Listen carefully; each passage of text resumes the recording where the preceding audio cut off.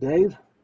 Oh, Dave Browning, live out in Doney Park and been here for quite a while. Okay, who do I miss? I missed somebody. Hold on a second. Is that Torsten? Torsten. Yeah, good evening. I'm Torsten Palm. I'm the battalion chief on duty for Summit Fire Medical. I'm here at Coach Field and Silver Saddle, Station 32. Thank you for joining us, Torsten. You bet. Let's go to Jay. Good evening, everybody. Sorry, we got two J's. Go ahead, Jay. Got Jay Smith and CDJ. This is Community Development, Jay. I'm director of the department, and thank you all for participating in your planning efforts. We appreciate it. And I'm Jay Smith. I'm the Forest Restoration Director for Coconino County. And Harriet, I think you're next. Harriet Young. I live off of Girls Ranch Road, and we're kind of adjuncts to Timberline Fernwood. Okay, I'm missing somebody because her name is covered. I think it's Sessions? Steve Sessions. Steve Sessions? Yes. Good afternoon, everyone. I'm Steve Sessions. I live on Jeremy Lane and have been a resident for around 20 years. Let's go to Ruggles and Katz. Yes, John Ruggles here, Planning and Zoning Commission, one of Rob Wilson's neighbors. That's about it for this time. Okay. Tamara?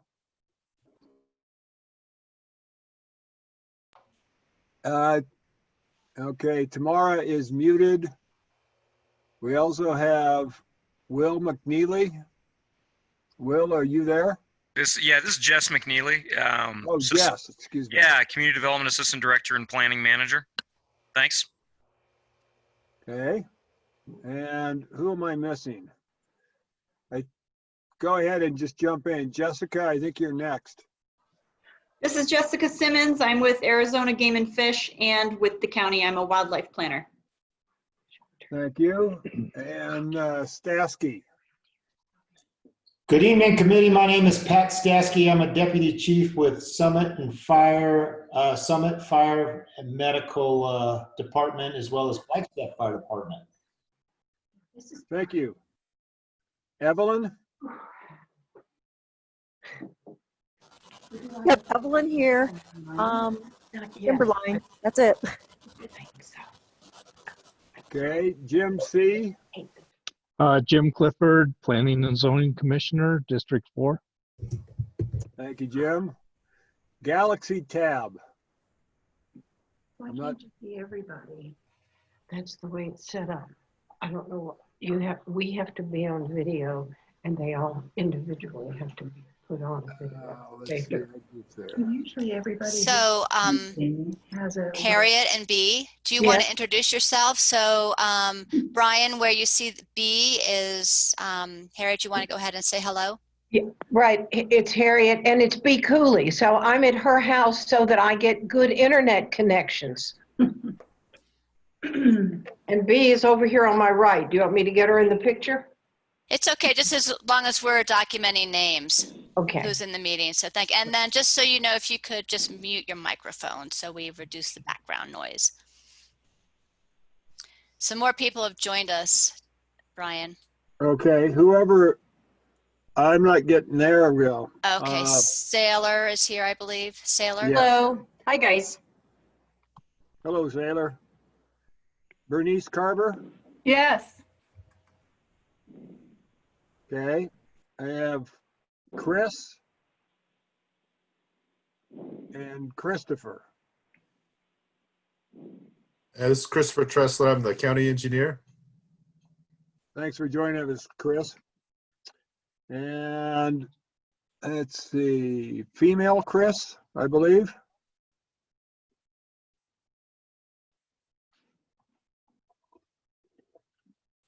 Can you help me out there, Melissa? I'm not sure. Yeah, I don't know who Chris with a K is. So Chris, if you can hear us, could you introduce yourself? Okay, and then I believe Liz just joined us. Yep. Okay, welcome, Liz. Yep. Hi, Brian. Who is Galaxy Tab? Galaxy Tab, can you hear us? Would you mind introducing yourself? Okay, so we'll just keep going then. Okay. Well, thank you, folks. Do we have anybody from the public? There's one phone number only, 4237. Could that person identify themselves? Yeah, this is Rich Ferguson. Oh, hi, Rich. Hi there. I can't get my computer to work right, so I'm just on the phone. Okay, well, thank you for calling in. Oh, you're welcome. Okay. Melissa, would you go through the meeting notes and from April 19th? Yes, but first, can we share some virtual pizza? Oh my gosh. Okay, so just in case you needed some virtual help there, virtual sustenance. So right, and then just some notes about the virtual meeting protocol. Just again, if you wanted to just mention, keep your microphones on mute unless you want to ask a question, helps reduce the background noise. And then we have tonight's agenda. So did anyone have any questions or comments on the meeting notes from the April 9th meeting? Yes, I did. Who's that? Liz. Hey, Liz. Yep. I just wanted to mention if we could put down for review Sheriff Driscoll's presentation and have some clarification on his sheriff calls.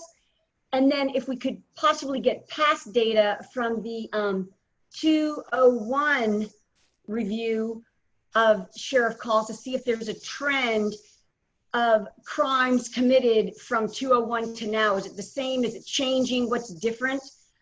Because people were mentioning that they wanted a sheriff's presence here, and we used to have one in Doney Park Fire, right? At the Summit Station, but then they stopped the sheriff's presence. And I think, Brian, you mentioned last week, yes, you want a presence, but didn't they remove that due to funding, or was it because they felt it was no need? I thought it was funding. And if it was funding, do we have that funding now? Is it even a new point that we get a sheriff presence here? I know that it was removed, but I don't know. I don't recall the reason. So you want to follow up on that, Liz? Yeah, that, and also just the presentation like we were talking today for clarification to see if there's trends of sheriff calls. Thank you. Brian, this is Jim Clifford. Go ahead, Jim. Sheriff was removed from Doney Park Fire because of manpower issues. At the time, not funding. Okay. Not funding, it's manpower issues.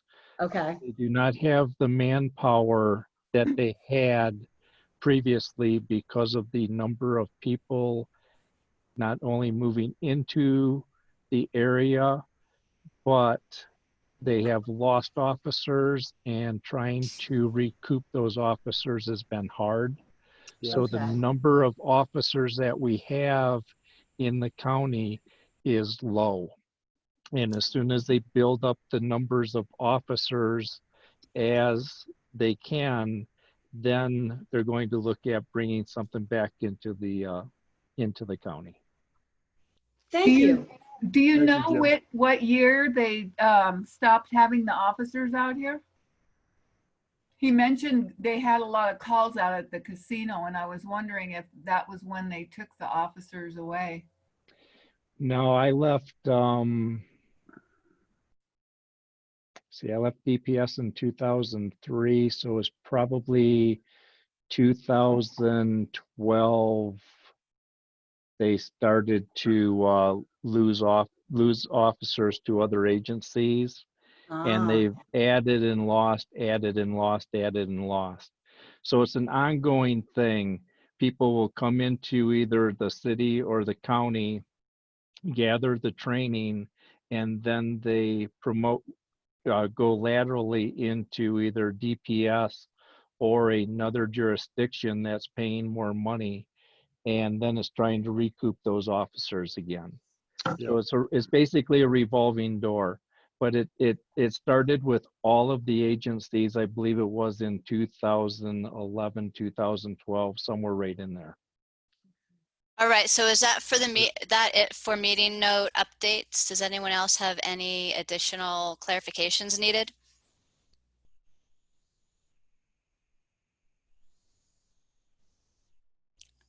Good to go? Is that good, Liz? In terms Yes, of ma'am. following up with, okay, and so we'll keep notes about these clarifications that we need to have. Thank you. Yep. Great. Thank you. And I will once again ask that everybody mute themselves during the presentations, and then we will take short questions after the presentations. Are we ready to move on to Summit Fire District, Melissa?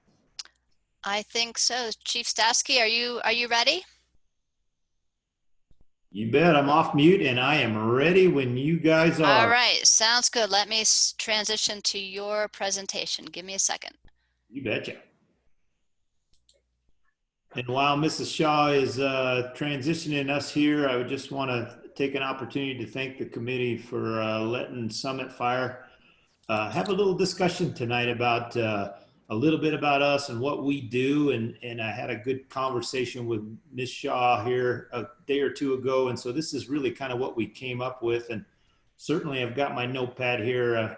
I don't speak to be an expert on a lot of things. I've been in the fire business for about 32 years now. So I know the fire end of it, but budgeting and stuff like that is maybe a little foreign, but I certainly will be able to take notes and get any answers that you may have possibly at your next meeting. We've also got Chief Palm here. I'll have him add into this presentation at points just to kind of give a perspective. So moving right along, because I don't want to take too much of you guys' valuable time. Just real quickly from Summit Fire and Medical District, some statistical data if you are not aware.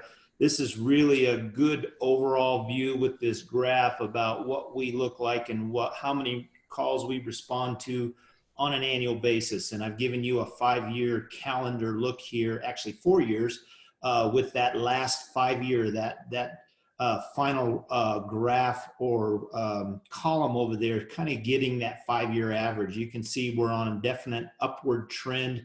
And this is for the 4 districts that we run within Summit Fire and Medical District. You can see that year of 2019, we were at 1,332 calls. So just a quick perspective of where we're from. And Ms. Shaw, you can throw us to the next slide. Breaking that down a little bit farther, this is only a monthly view, but just to give you a perspective of how busy our districts are. I know in the Timberline, Fernwood, Doney Park area, you all as this committee are going to be very focused on what our districts are is District 31, which is the first column, District 32, which is the second column, and District 33, which is actually the third column. District 37 is a district that's up on the 180 corridor up in the north, but I wanted to just give you a perspective. And what this is on a monthly basis, we report out to our board, our fire board, the call volumes that we have. So just to give you a perspective, obviously from this one, and it's an annual trend as well, that Station 32 is going to be our busiest station. Chief Palm, you want to add anything to this one before we move on?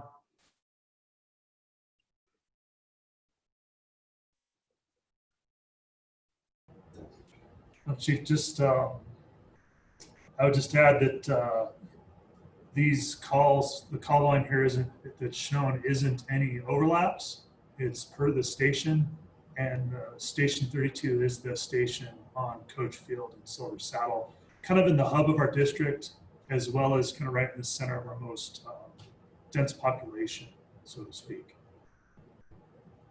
Right, and we'll have a slide coming up in the near future here that'll give you a map display of really where these districts are located. Okay, Ms. Shaw, go to the next slide, please. So just an overview too of Summit Fire and Medical. Over the past 3 years, we've got this in there twice. just wanted to give this committee a quick overview of what we all now call is the GFR, and that's the Greater Flagstaff Regional Fire and Medical District. If you can see that I've got that marked as the big three, Summit and Flagstaff Fire Department and Highlands Fire are what we call the big three. Those groups, those group of three fire departments, one being a city fire with Flagstaff and two other being districts, Summit and Highland, have joined IGA agreements and joint agreements over this past year, a 5-year agreement. And really what this does for the community of Summit Fire Department is it helps bring resources to and from to the district if needed in times when we have high call volumes. Some of the things that we do in Summit with this IGA right now is a joint dispatch center. And that is our joint 911 center that's over on Sawmill that dispatches both the county sheriff's department and the police. They also dispatch what we call the big three in fire department. And we'll go through what our call volume looks like and what we respond to. We also have Ottawa aid agreements, and really what that means in a very simplistic view is the closest engine, and we have AutoCAD set up in all our engines, will go and respond to that call. For example, if station number 3, which is on the east side of Flagstaff, there is a call in Summit right at the borderline. If station 3 is closer to that call, based on the AutoCAD look, they will actually get dispatched and respond. And again, in an overview of what that does, if you look down at the next slide, I have 16. Previously in Summit Fire Department, we had 4 engines that respond. Ooh, backwards just real quick. 4 engines that would respond within that district. With those Ottawa aid agreements that are established, we now have the ability of having 16 on-duty units able to respond to the district if needed. We do joint training as well, which means 4 times a year we get together as that GFR and that group to train on joint things, which helps us more efficiently in our operations. We perform joint promotional exams, engineers exams, company officer, chief level exams through that GFR. So it's all about us working together and building relationships as well as monthly meetings. And Ms. Shaw, you can go to the next slide now. To put it in a little bit better perspective, and I've kind of got a little bit of the Zoom there, but if you can see, this is a pretty busy slide, but this is our organizational chart. And through that IGA that Summit and Flagstaff Fire Department have put together, this second line is really what I want to show is very important. For the price of a fire chief, what this IGA has done is given 3 deputy chiefs to Summit Fire Department in an operations division, a community risk reduction division, as well as a support services division. And so what that means is we're all under our boss is Chief Gaylord for Summit and Flagstaff Fire Department. But as you expand out, there are 3 deputy chiefs that work jointly within both fire departments to bring management services to the organization. So it was a huge benefit, I believe, for Summit Fire Department. Just to give you that perspective. Next slide. So what do we, well, okay. So this is actually a view of our districts, if this will help you. I don't know whether you can see my cursor here, but down here in this lower corner, you see a little green band. This is the separation from District 31. This is District 32, which is right in the center, which Chief Palm just talked about. And this is actually District 33. So these are the 3 districts primarily that we are talking about when you look at your planning efforts. Over here in this green, this is actually that 180 corridor in District 37 that we have. Next slide. This is a better map, hopefully for you to kind of still see a little bit better. This is the location of our fire stations, District 31, District 32 and 33, with really it overlaid with the planning area that you guys are working through with Doney Park, Fernwood, fire, the area that you're doing with your committee. Next slide. So what do we do? And I'm going to turn this one over to Chief Palm just to give a quick perspective. We thought it would be beneficial for this committee to know exactly what we do and all the different things that we respond to. Just because it says fire department and EMS on our side of our truck, we do a lot of different things. So Chief Palm, go ahead. Thank you, Chief. So we're Summit Fire is really what we call an all-risk organization. The first thing you think of is fire, and we do respond to plenty of fires, everything from house fires to car fires, trains and wildland, and just take your pick. Anything that's on fire, we respond to that. Next in the line there is medical responses, and that actually makes up the majority of what we do. Between 80 and 90% on any given year, the calls that we run are medical in nature. We are staffed full-time with paramedics and EMTs, same training, same equipment throughout the region, as well as the same training and equipment as the Guardian Medical Transport, the ambulance that operates, the company that operates out of the hospital in town. We also do special operations consisting of hazmat and TRT, and Summit specifically doesn't have a hazmat or TRT team. We have a few people that are trained as hazmat techs, as well as a few TRT people, and we really work in the support role with our regional partners in that aspect. Can you tell me what TRT means? Sure, I apologize. Technical rescue teams. So that's your rope rescue, medium angle, high angle, trench rescue, really anything that falls outside of the norm. So where we do utilize search and rescue, we work together with the county sheriff's department and search and rescue quite a bit, is in the cinders. We get quite a few issues out there throughout the year, whether it's people that are lost, crashes, ATV, UTV, motorcycle crashes, vehicle crashes, and then also on the on the west side of town, all throughout the trail system on Mount Elton, we also work. A lot of times it's patient access and then getting them out of their situations with those kind of special responses.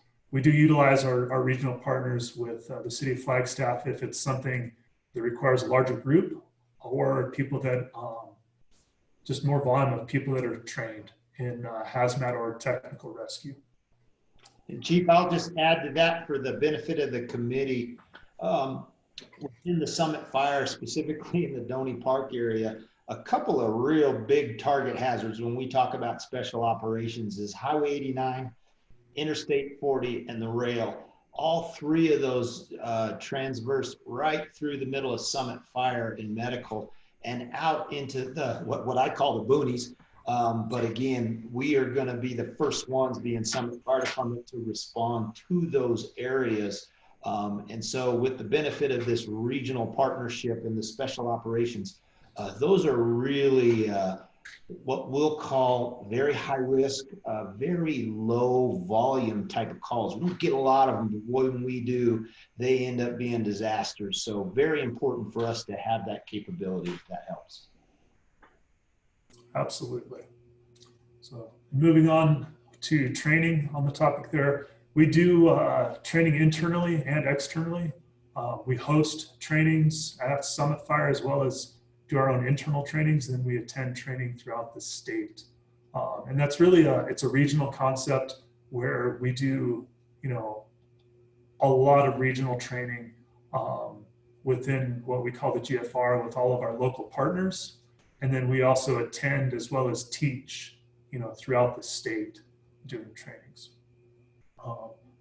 So at Summit, we're also involved with community risk reduction on various levels.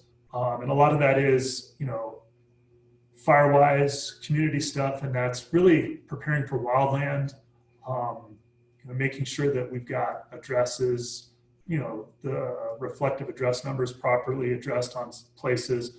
And then even kind of on a lower level, when we're out and we talk to people, we'll talk to them about access to their properties from a fire medical response standpoint, because a lot of people don't think about, the size of a fire truck getting to their home when there is an emergency. So we do a lot of that on a lot of different levels. And that kind of also leads us into public education. We do that when we're out in the public as well as at the stations or on the phone. We do have station visits when we're not in the middle of a pandemic. We do have various school groups, church groups, and homeschool groups that come to the stations. We give them station tours. We always try to integrate, some form of fire safety and medical safety. We have had the Boy Scouts and Girl Scout groups that have come in, and we've done, basic first aid with them. We make it fun and enjoyable for them. We do have, I put it on my list, CPR instructors, and that's a big part that we integrate with the Red Cross usually, and will help do CPR instruction as well on that pub ed component. Last on this slide is investigation, and we do at Summit have fire cause and origin investigators. So basic fire investigation, arson investigation, and then we also work together, throughout the region. And ideally, when we do investigations, we'll get at least 2 investigators on scene. We have been requested outside of district to do investigations as well, both with wildfire cause and origin as well as structural cause and origin, basic fire investigation or arson investigation. Any questions about that long list of stuff I got into on that slide? Chief Palm, just could you clarify what was WFM? Sure. In WFM, Wildland Fuels Management, and I apologize, I skipped that. That's basic, like wildland fuels reduction. And with a joint effort with the City of Flagstaff, we have a fuels crew or a wildland fuels crew, and they work throughout the city as well as the Summit districts, identifying properties and identifying hazards, and also physically doing like wildland fuels reduction, so mitigating brush fires before they happen through thinning efforts and those types of things. Does anybody else have questions? Go ahead. Sorry, Yes. Go ahead. Yes, this is Liz. And is it, I don't think it's a force, but I think it's you that does the firewise specialist that comes to your house and they tell you how to firewise your house and your property. Is that what you were talking about? One of the programs? And yes, that's one of the programs we offer through our larger group. Well, I'm not going to take much time, but I want to salute you because myself and 3 neighbors, you came and saw my property and 3 neighbors, and we were taking notes. We learned so much. It was an eye-opening experience, a scary experience, but our neighborhood is safer now because of that visit to our neighborhood. So I thank you and your team. Well, absolutely. Thank you. Yeah. Any other questions before we move on?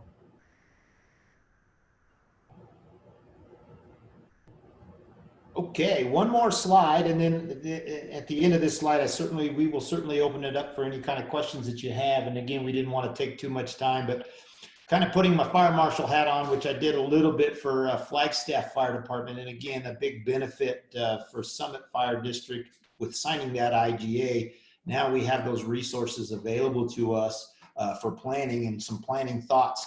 Thought this would be important for the group. Future fire stations as we look, as you looked at that map and talking with my chief and my boss, we're sitting pretty good within the Doney Park, Fernwood area. We've got really good coverage for a rural fire department in these areas. There are national standards out there that say we want to try to get anywhere within 5 minutes. But again, we're sitting really well with some of our data and the things that we look at. And presently, the present classifications that are set up there. Again, if we start looking at seeing, or you as a planning committee start thinking about more density within this area, larger numbers of people, commercial, construction coming into this area, then we might have to think about that a little bit, or hopefully you all would use us as some technical advice to think about what we might need to do from that angle. I think from an engineering perspective, from planning, when you think about future planning and the fire department needs, the big two for us, and I'll add a new one in as we kind of move into this age of technology, the big three for us are access and water supply. Chief Palm talked a little bit about it.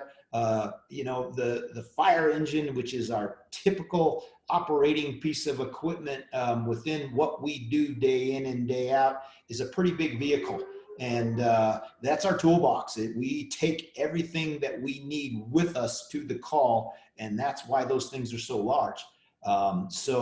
Access is real critical for us, and there are international fire codes that are out there that kind of dictate to us that about the size of the road, the access in and out, not only for us, but as you get more population in, are we able, and I'm sure the county emergency manager will talk more with you about this, is how do we get people out of that area? How do we evacuate in an efficient manner if we need to, if a large wildland fire comes into our direction?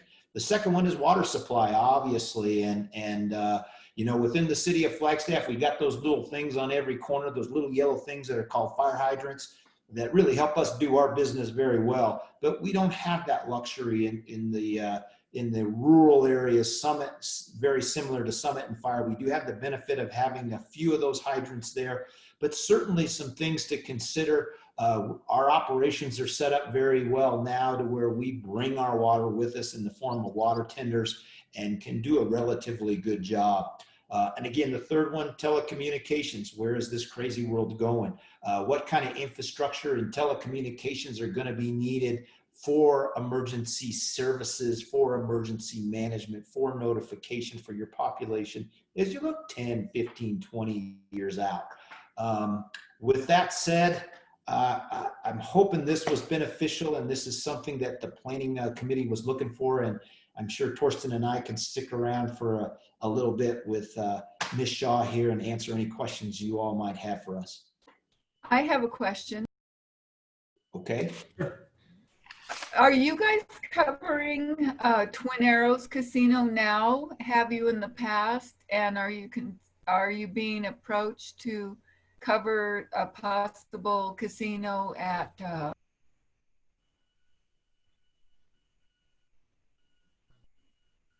Okay, so let's see. No, and yes. And those no's were no, we do not.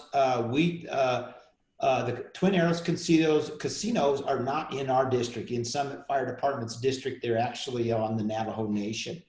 We do not respond there automatically. What we will do is respond on a mutual aid request. A mutual aid request from us is far or within another public service agency is requesting us. Guardian Medical Transport, Department of Public Safety, Coconino County Sheriff's Office is requesting us. We will certainly respond with Station 31, which is our closest station. So I hope that, you know, we try to be good neighbors and good partners at Summit Fire Department, but that's a little bit out of our jurisdiction and quite honestly not in our jurisdictional boundaries. And you had another question. If I could jump in, Bernice, I think the last part of your question got cut off. I didn't hear it. Oh, can you hear me now? Yeah. Okay. I was wondering if the Navajo Nation has approached you about covering any proposed casino or future casino at the property at Horseman's Lodge. And I am curious as to how many calls you get out at the casino. Were there very many? So if I could just jump in there on, if we could just keep our questions specific to Doney Park, and we could send the chief follow-up questions for areas outside of our planning area, but if we could just stick to our immediate planning area for questions, because I think there are probably more questions to follow and we're trying to keep on time. So I'm sorry. Yeah, Chief, if you had an answer for her question about the Horseman's Lodge property. Thank you, Melissa. the Horseman's Lodge property. To my knowledge, we as the command staff for Summit Fire have had a few talks because we are hearing that is a possibility for that piece of property. But as of right now, no, we have not been asked or requested or contacted by the Navajo Nation to provide services, certainly right in the middle of our district. So at some point, I'm sure if that project moves forward and you all as the planners would know more than us, I'm sure there would be contact within that regard. But, excuse me, this is Lucinda Andriani. I'm Deputy County Manager. That they purchased that parcel as a private parcel. I don't believe, Melissa, you may know, I do not believe that they converted that to trust land. No, So- that has not happened. We've had some discussions about, that's a long process. And so we've long had process. And so right now they're a private owner, just like, for example, the Hopi tribe owns Kachina Square and Flagstaff as a private owner. And of course, the fire department would respond to a call there if they had a call, just like they would any other private business. Thanks, Lucinda. This is Jay. Thank you. It's a roughly 2 to 3 year process to convert property into the nation's hands. So if that were to happen, it would take quite some time. Thanks.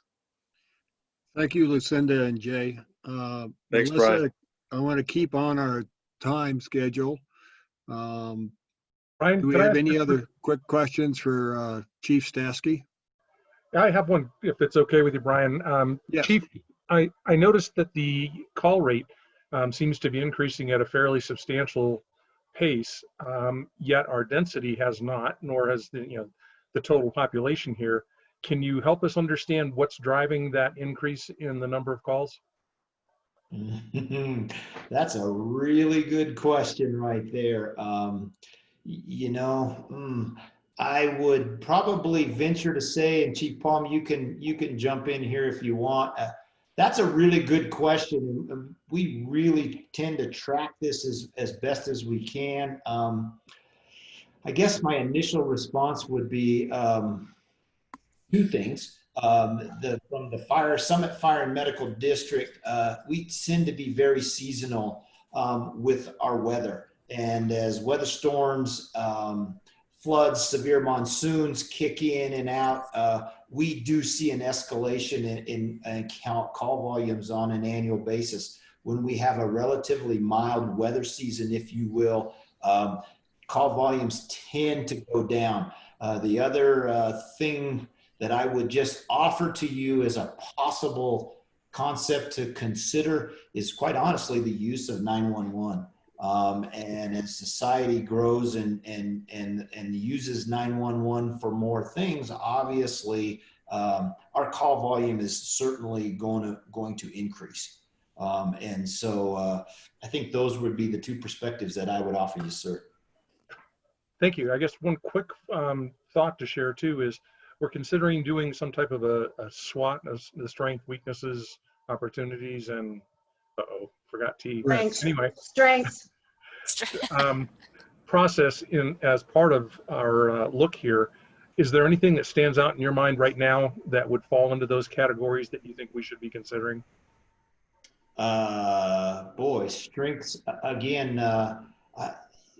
Any of those categories again, I think the staffing levels that we're currently at, the locations of our strengths are definitely strengths from a fire service perspective. EMS, certainly with the paramedics and the EMTs, that we have a strength as well. Weaknesses within our operations and what we do, obviously we hit on one of those with continuous water supply and water supply issues.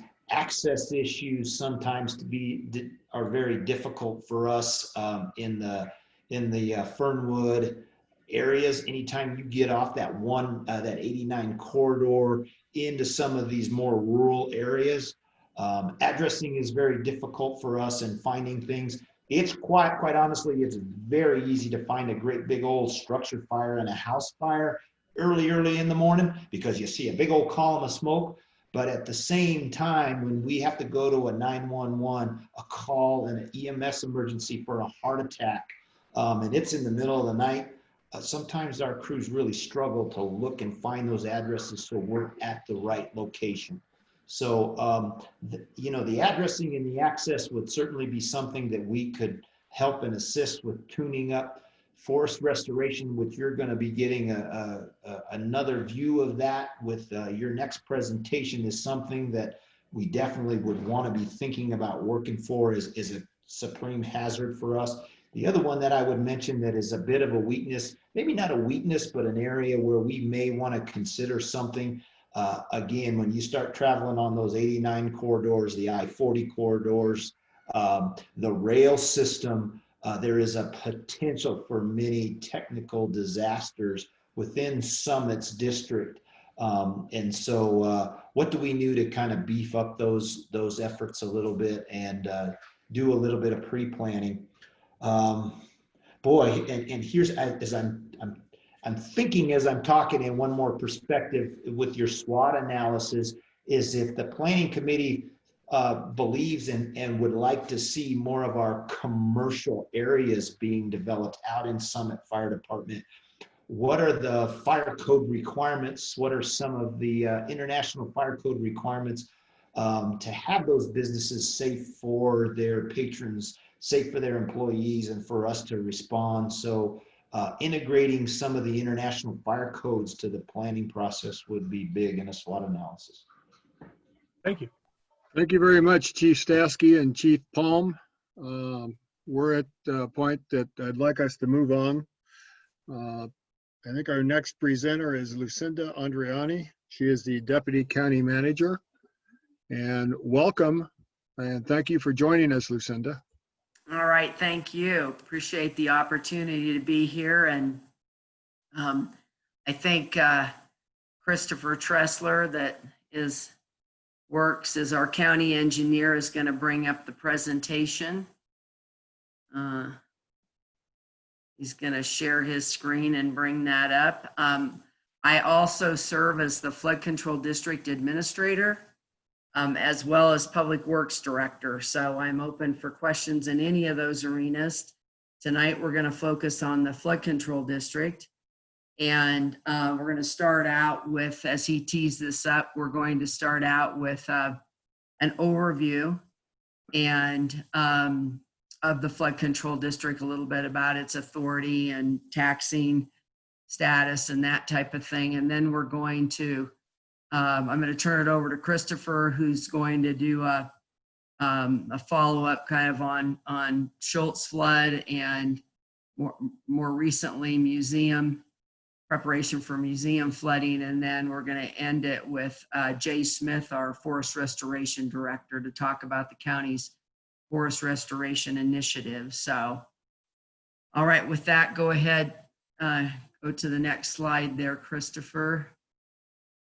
Or there we go. Go ahead, one more. We'll go ahead and jump in here. So, history of the district. It was formed after the state, through a whole process with the Federal Emergency Management Agency.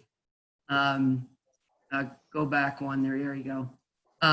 Was formed in 1984. The state took steps about 2 years prior to that to provide the counties with authority to implement the National Flood Insurance Policy and in effect provide local flood regulation. That came through a process from the federal government, the Federal Emergency Management Agency, which is the agency that really regulates floodplains in the United States. At that time, Flagstaff, Page, and Fredonia were actually allowed to opt out of the district because at that time, and they continue to manage their own floodplains. And at that time, there was a decision by the county attorney at that time that they did not have to pay taxes into the district because they were managing their own floodplains. We came to find out about 2 years ago now, 2 to 3 years ago, that in fact was a decision in conflict with the state law. And that was actually corrected 2 years ago. So they are now part of the district and they are contributing taxes to the district now, as does Sedona and Williams. And we administer the floodplains in Sedona and Tucson and the unincorporated area within the county. Next slide.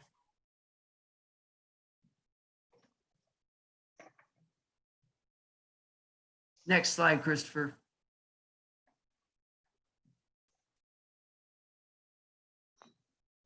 It won't go forward. That's interesting. So as I indicated, the county participates in the National Flood Insurance Program. We did that prior, but have been doing that through the flood control district since 1984. And we're responsible for enforcing the FEMA regulations that govern floodplains. And we undergo routine audits by both the state and federal entities to look at how we're permitting structures and other activities that take place in the floodplains. Next slide.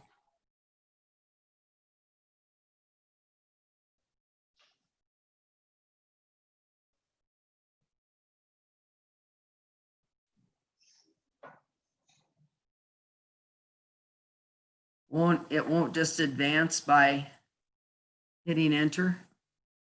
There it goes. Okay.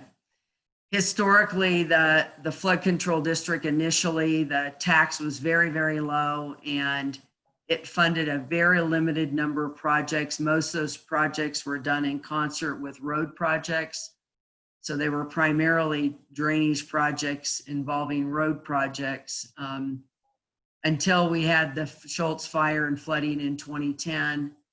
Though the tax was raised and we was raised specifically to be able to match the federal funds to complete the $30 million in Schultz flood mitigation. But in addition, the part of that decision at the time was that we needed to have funds available to also manage the FEMA floodplains within the county and begin to look at trying to mitigate flooding within those areas as well. And those areas, once the investment was made in Schultz, we then invested in conducting engineering assessments within those FEMA floodplain areas, which includes Fort Valley, Mountain Dell, Kachina Village, and a little section of Mountain Air, as well as Munns Park. Those initial engineering assessments identified the two top priority projects as Mountain Dell and Munns Park. And the Mountain Dell project is moving forward, and that's actually just begun construction. The goal is to complete that by monsoon season. The Munns Park project, there was additional analysis conducted, and that unfortunately, if we implemented that project, it would cause additional downstream flooding into Oak Creek.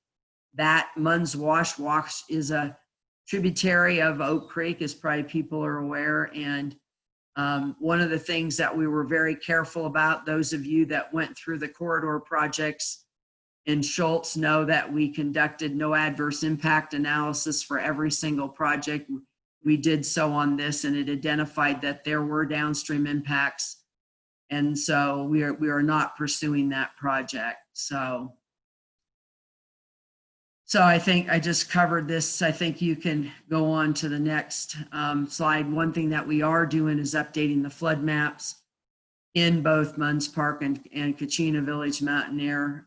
That process is supposed to move forward with FEMA later this summer, is what we're being told. We've been waiting for several years. So the district is funded through a secondary property tax, and that property tax rate is capped by statute at 50 cents. The current tax rate is 22.8 cents. The initial tax rate was 8 cents. It was raised to 20 cents in 2006, and then raised to 40 cents, as I mentioned earlier, in 2010 to address Schultz and to provide some funding to implement some floodplain projects within county's jurisdiction, those specific FEMA floodplains that I indicated earlier. When the district boundaries were reaffirmed 2 years ago, the board made a decision, the board of directors of the flood control district, which is the board of supervisors. They also serve as the board of directors for the flood control district. They elected to keep the revenue flat at that time at 2.7 million and dropped the rate to 18 cents. Given this process of reaffirmation of the boundaries. And then last year, the tax rate was increased to 22.8 cents. And that was done to specifically begin to fund this forest restoration initiative and to pay for the North Schultz flood repairs that we experienced major flooding. Christopher will talk more about that in 2018 in up on Brandis Way, the northern area of the Schultz flood area, experienced a 1,000-year rain event, and there was significant damage as a result of that. Although I have to say the measures performed extraordinarily well. We would have had another major catastrophic event if those measures had not been in place. So Fernwood would have been completely flooded. All the downstream areas would have been completely flooded. It was a massive event. So with that, I'm happy to answer any questions kind of about the regulatory scope of the district and how it's governed and the tax. I'm happy to answer any questions related to that. Thank you, Lucinda. I actually do have two questions for you. First, you were saying that the property tax was so much per something, 50 cents per statute, but is that related to acreage? Is that related to the number of buildings, number of people? Yes, it's based on valuation. So it's based on $100,000. It's based on $100,000 evaluation or $100 evaluation. So it's based on your property's value. Okay. And proper residential properties the taxes apply differently to residential versus commercial. And that's true for all secondary property taxes, the way that they're valued. So, and primary as well. So we have many of the counties in the state are at the max rate or are much higher than our rate. So thank you. Then, secondly, you made a comment right there at the end that I missed part of. You said that Fernwood would have been wiped out were it not for the construction that had gone in because of the Schultz fire? Correct. If the measures that we put into place. Oh, the measures. Okay. Yeah, the mitigation measures that were constructed along Brandis Way and then taking the water down along the highway, Highway 89, to the Copeland drainage basin, and then out through the Copeland ditch. If those measures had not been in place, there would have been catastrophic flooding all through Brandis, all the way down into, Fernwood, as well as, parts south of that as well. I mean, that area just south of that, there had been no measures installed. The community, in fact, made a decision not to install measures. They never came to a consensus there were people opposed. They never came to a consensus, and they were hit hard as well. Right. Thank you. Anyone else have questions for Lucinda Andriani? Just one quick comment. Both Lucinda and Chris are in two of the most thankless jobs ever. So thanks very much for all the hard work you guys do. Yeah, I have a quick question. Can I ask a quick question? Yes, Harriet. I've been told repeatedly that we have the lowest tax rate as a county in the state of Arizona, that we have the lowest. Is that still true? In terms of primary property tax rate, that is true. Yes. Thank you. Any other questions? Yes, this is Steve Sessions. I have a question for Lucinda. Go ahead, Steve. Yes. I was wondering if there's any proposed projects that are going to address the drainage from East Bramley to the Silver Saddle intersection where there's only 3 drains. And so what happens is the water comes down off of the mountains, comes over and is collected by Highway 89, and then it only has a potential in over a mile to go across and is dispersed in 3 areas. One of them in concern is at the old garden center location, and then also on Jeremy Lane, where as soon as the water comes out, it is just sheet dispersed. So there is no drainage, there's nothing. It just flows through people's property and wherever it meanders. The good question. And one of the really major challenges within our county is that most of the development took place prior to the implementation of the requirements for drainage plans or any type of drainage mitigation. And so as a result, we have the vast majority of development within this county. There was no regulatory framework at the time when it was developed. So those of you got to really experience that when we had the, I think it was about 3 80 to 100 year flood events out and that north, just north of town back in 2013. Because the vast majority of that area and Doney Park and big sections of Timberline other than Hutchison Acres, the vast majority of that either was lot splits or was developed before there were any kind of requirements. So it's extremely difficult to go in now. One of the hard things about drainage, management is piecemealing it, right? Whatever you do, you may create downstream impacts, as I discussed before. And so it's very hard to pinpoint a certain area and say, oh, we could do this in this area. You'll see improvements as new development surfaces, because now, and Jay can get into more of this, but now we do have the authority to require commercial and residential development. And even individual single lots, we have more ability to regulate drainage. But right now, our ability to do other types of things is very limited. And the very limited funds that we do have, the priority right now, one is forest restoration, because we can't continue to sustain things like Schultz financially or as a community. The economy, and then focusing on the FEMA floodplain areas where people are paying flood insurance, and we have a regulatory requirement to be trying to implement measures there.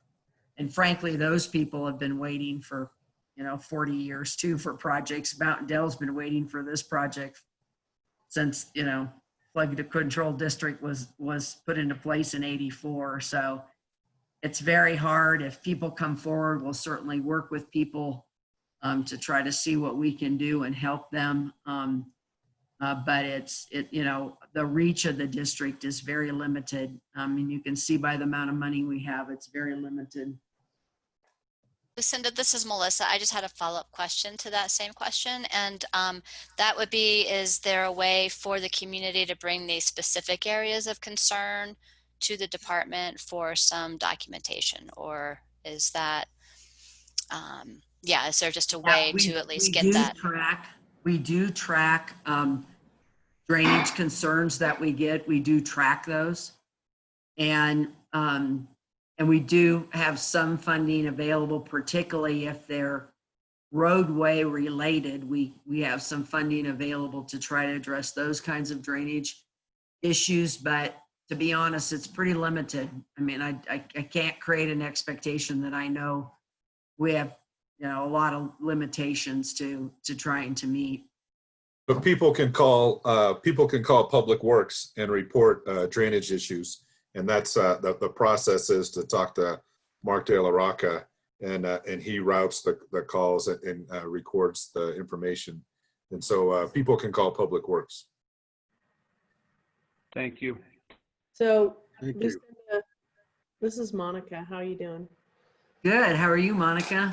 You know, one day at a time. So, in 2018, we had some more events out here, and I know that at the corner of 89 and Kevin's Way, there was a bunch of stuff done down there, retention basin stuff. But I just kind of wanted to know overall, how do you feel like the mitigation is done? We were a little bit surprised in 18 that we had more activity, and it went through the Piestewa place, pretty much through the log jam and came on down. So I wasn't sure what you were thinking about. Has it held? Has it not held? I know it was all kind of like a scientific guess.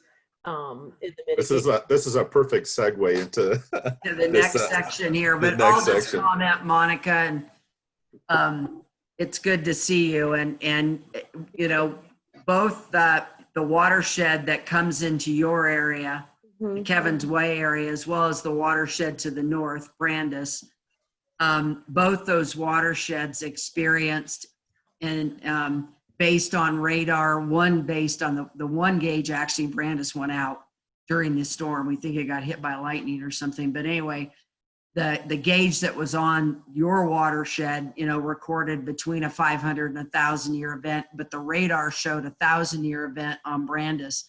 So there actually was very little water that came off of Brandis that hit your area. But that said, the measures performed extraordinarily well. And that's what I was saying. If we had not had those measures in place, we would have seen far more catastrophic impact in the areas where there were measures. As you know, your area did not implement measures. And so it was as well was very hard hit. Fortunately, the storm in that watershed, what that cell didn't hit it quite as hard as the one to the north, fortunately. But no, it is actually, it performed, you know, we designed those measures to a 5-year post wildfire rain event, and that was a 1,000-year rain event. And so I mean, I can't tell you how, I mean, it was upsetting to see what happened, but it did really well, really well. Okay, thanks. We would have had tens of millions of dollars worth of impacts, at least. Do we have any other questions for Lucinda? Thank you. Thank you, Lucinda. And I want to reiterate what Rob said. I know that you, Chris, Jay, you all work your tails off. You do an excellent job, and I want to say thank you once again. Thank you. I'm wondering, Melissa? Hi, yes. We're at the halfway point, and I know from teaching that the brain will absorb only what the rear end can endure. Should we take a 5-minute break? I think that would be a good idea. What if it is 7:05 now? What if we get back at 7:10? And that gives folks enough time to use the restroom or get something to drink. Okay, I think Chris Tressler's up next. So as long as he's back, we're good to go. 7:10, we'll reconvene. We'll leave the screen up until then.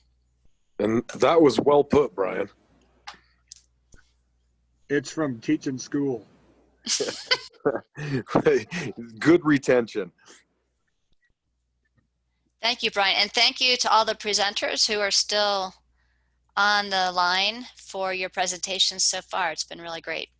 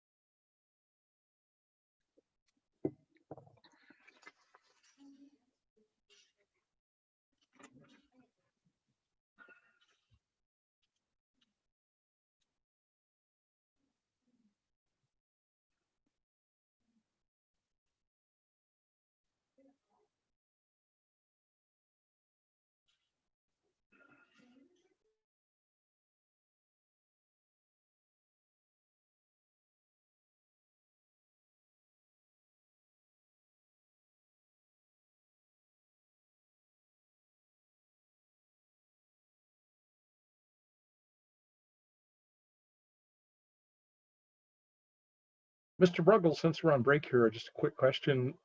Is the P&Z meeting for that lot down there next to Chevron happened yet? No, that is coming up. Let me check my calendar here. That would be the 27th. 27th. Okay, thank you.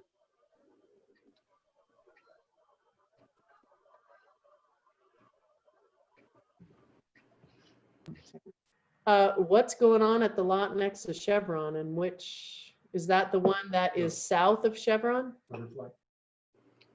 Okay, I can answer that for you. There's a request for rezoning to commercial general 10,000.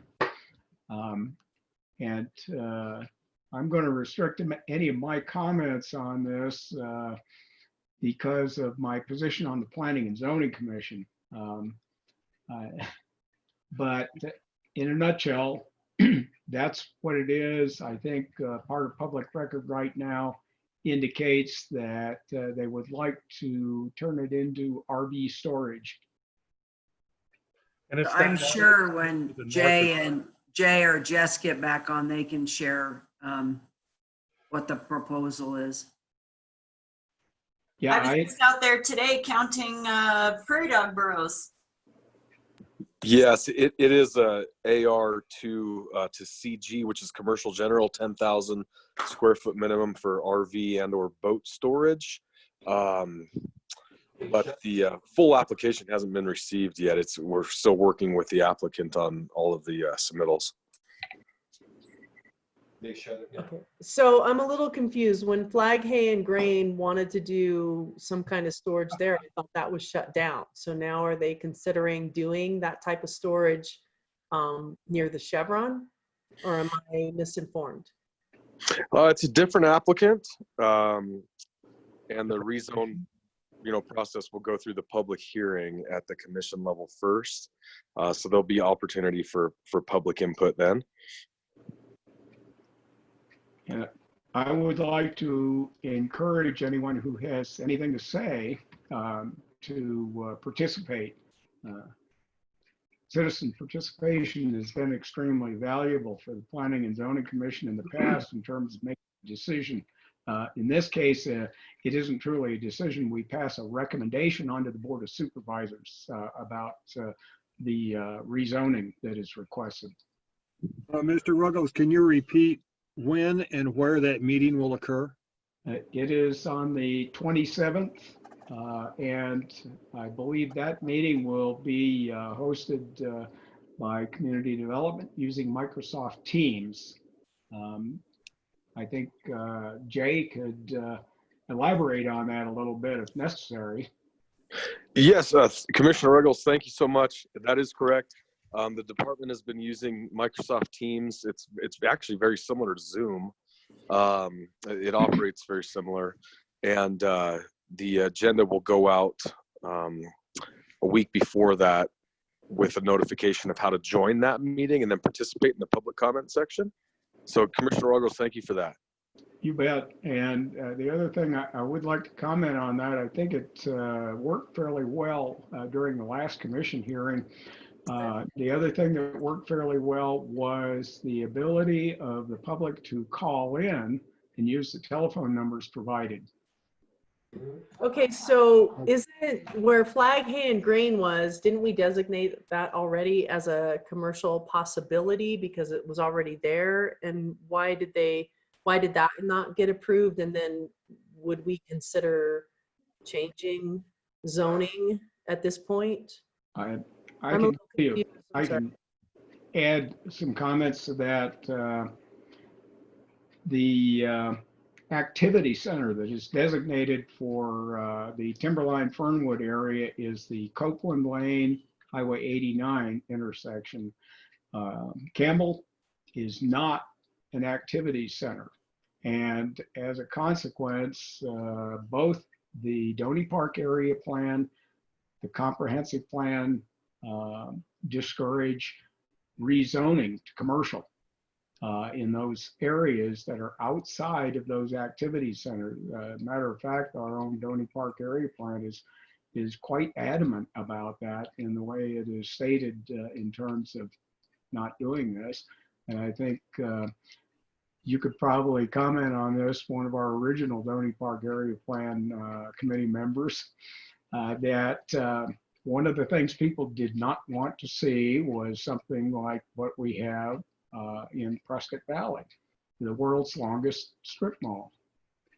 So thank you. I'm going to interrupt here and put us back on task. You're unmuted, Brian, whatever. Thank you, Brian. We're done. You're welcome. Thank you for the comments. And let's go to Chris Tressler. Chris, welcome, and thank you for joining us this evening. No, you're good. Yeah, thanks. Thanks for the introduction. Oh, it's, volume. can everybody hear me okay? Yes. Yes. Okay, thanks. Thank you. No problem. So I'm going to give an update to the Schultz flood mitigation work that the county flood control district undertook. And if we can get to the next slide. There we go. So just a little bit of history. If you, I'm sure many of you already know that there was the Schultz fire, and shortly after there were devastating monsoon floods that hit the area. And a lot of homes, a lot of property were impacted, and water was even running across Highway 89. And I'm sure some of you have very personal and saddening stories about that event and those things. And it was at a time where I started working with the county and looking at flood mitigation and what we could do. I was involved in the on-forest flood mitigation work, and then we had engineering firms working on in the residential side of things. And so we were able to complete flood mitigation projects in essentially five different watersheds.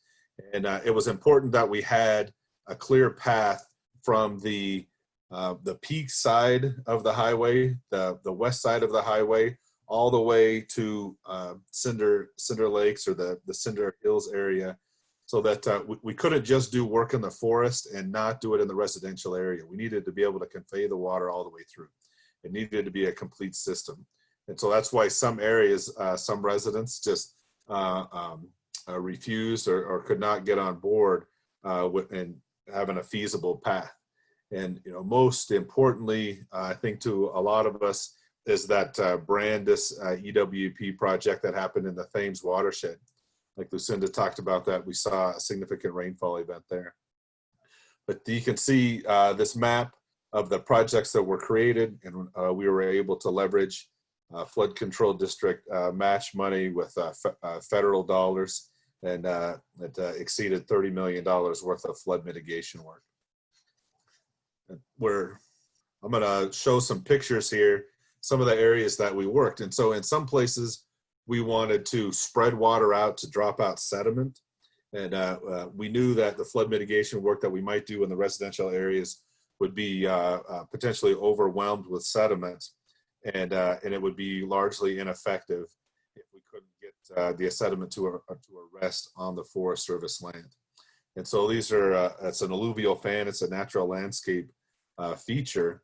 And so we work to promote the spreading of water. And so this picture was taken in 2013.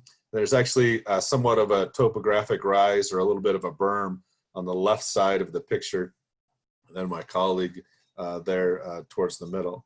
And then I'm going to go through the 3 or 4 years of monitoring that we had. And so you can see that there's a little bit of green on this surface. So this is right after construction. And then you can see the net just in 1 year, the regrowth and the revegetation. And then another year.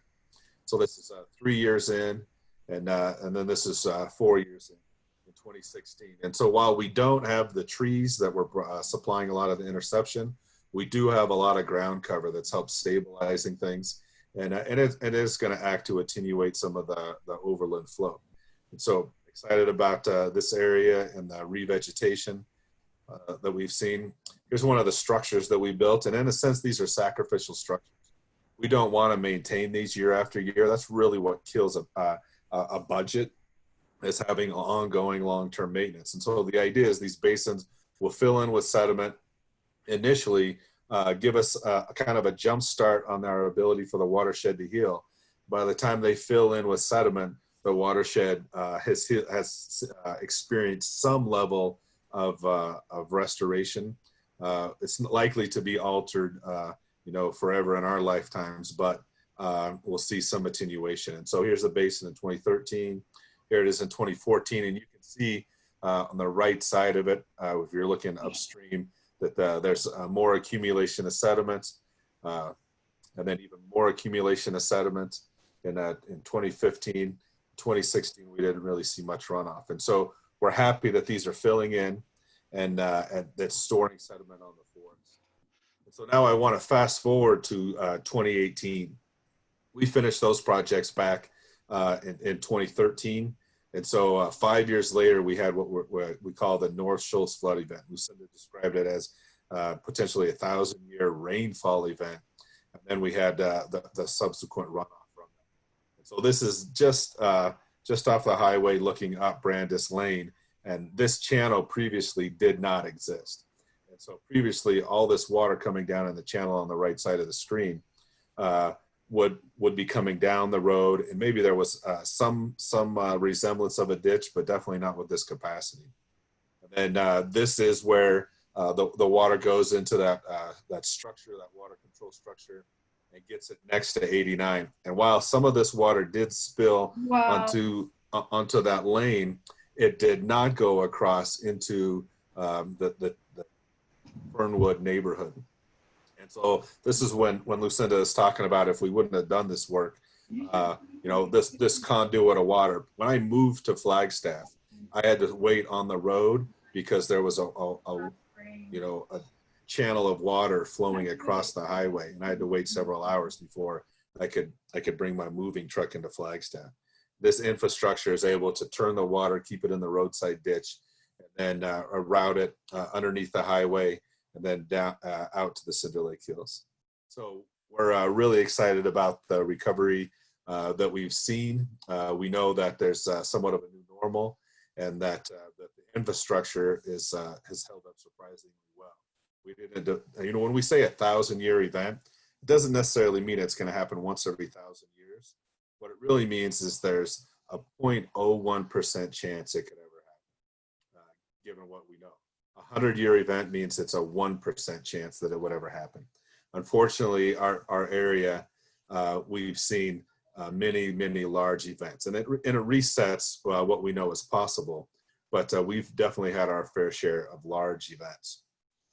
Well, I'm going to swing now to the other side of Flagstaff and just talk a little bit about what the flood control district did in the after the museum fire and what we call the museum flood mitigation effort. You may know that the museum fire burned the watershed above Mount Eldon Estates and Lockett Ranches, and the channel drains down to the top of Paradise into the Grandview and the Sunnyside neighborhoods, some of the most densely populated areas, and arguably maybe you know, some of the neighborhoods that need help more than many others. And the flood control district mitigated with sandbags and Jersey barriers over 400 homes right after the fire and before we had any large monsoon events, and 35 businesses in just over 2 weeks. 600,000 sandbags, and the city of Flagstaff, and you know, this is all in partnership with the city of Flagstaff, but a lot of their drainage ditches and drainage channels needed debris removal and some maintenance to them, and so we helped them undertake those things. We had about 15 community meetings to educate people and help them understand what was going on. And then the estimated cost of that mitigation and response to is about $1.8 million. And we do get reimbursed for a portion of that, potentially from the Arizona Department of Emergency and Military Affairs. And so this is a picture looking down Grandview of even what it still looks like today with the sandbags and the expected flooding. And we didn't see a major runoff like we saw in the Schultz area, but as the monsoon season creeps up on us, we're ramping up another campaign to remind people of the danger and the possible flooding that could happen in that neighborhood. So, are there any questions for me related to the Schultz work or anything maybe that we've done with the museum fire as well? Chris, I have a quick question. You just said that there was potential reimbursement. Does that mean that you've applied for reimbursement, but it has not yet arrived?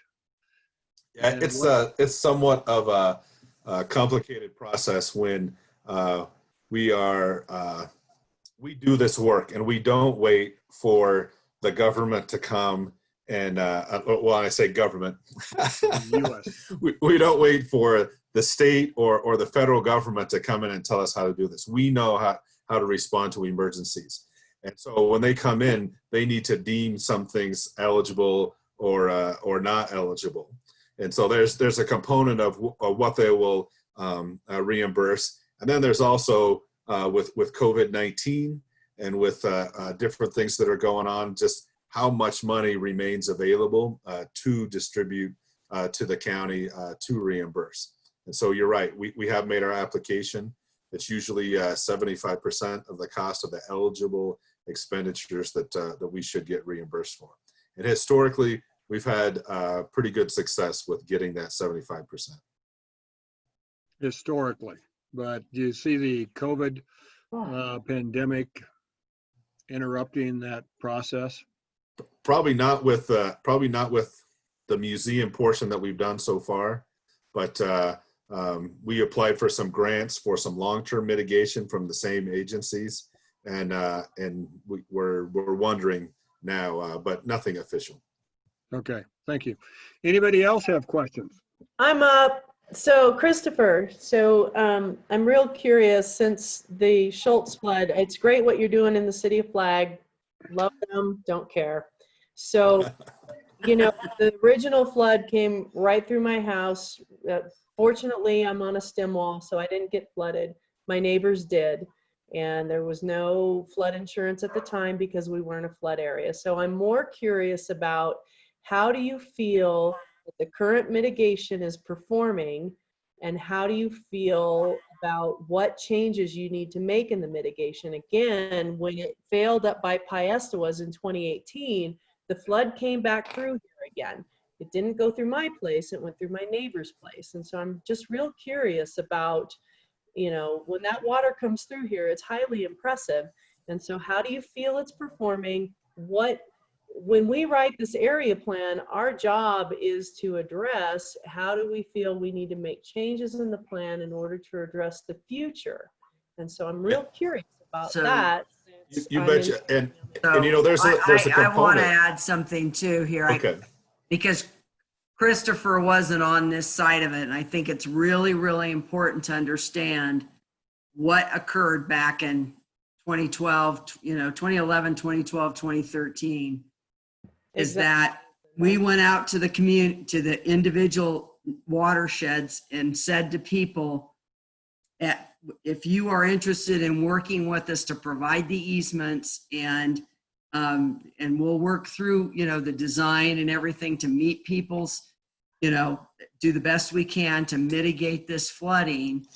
And you well know, Monica, that there was no consensus in your watershed to be able to move forward. And I regret that still today, because I think we could have put together a great plan and done very positive things. So first off, your perception that the flooding that hit Kevin's Way last in 18 was caused by Brandis, that is not true at all. That the Peaceful Way watershed remains the largest watershed in the flood area.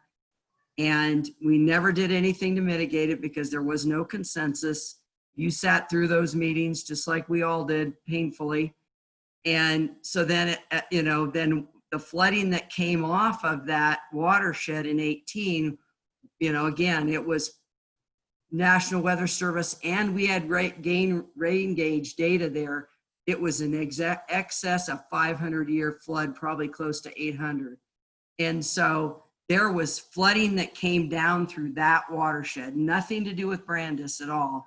There was some little bit of overflow that came into part of that. Some of it did, but not very, in the total amount of volume of water that came, it was a small, very small percentage. And so, it's really important that we speak to this from science and data and the information that we have.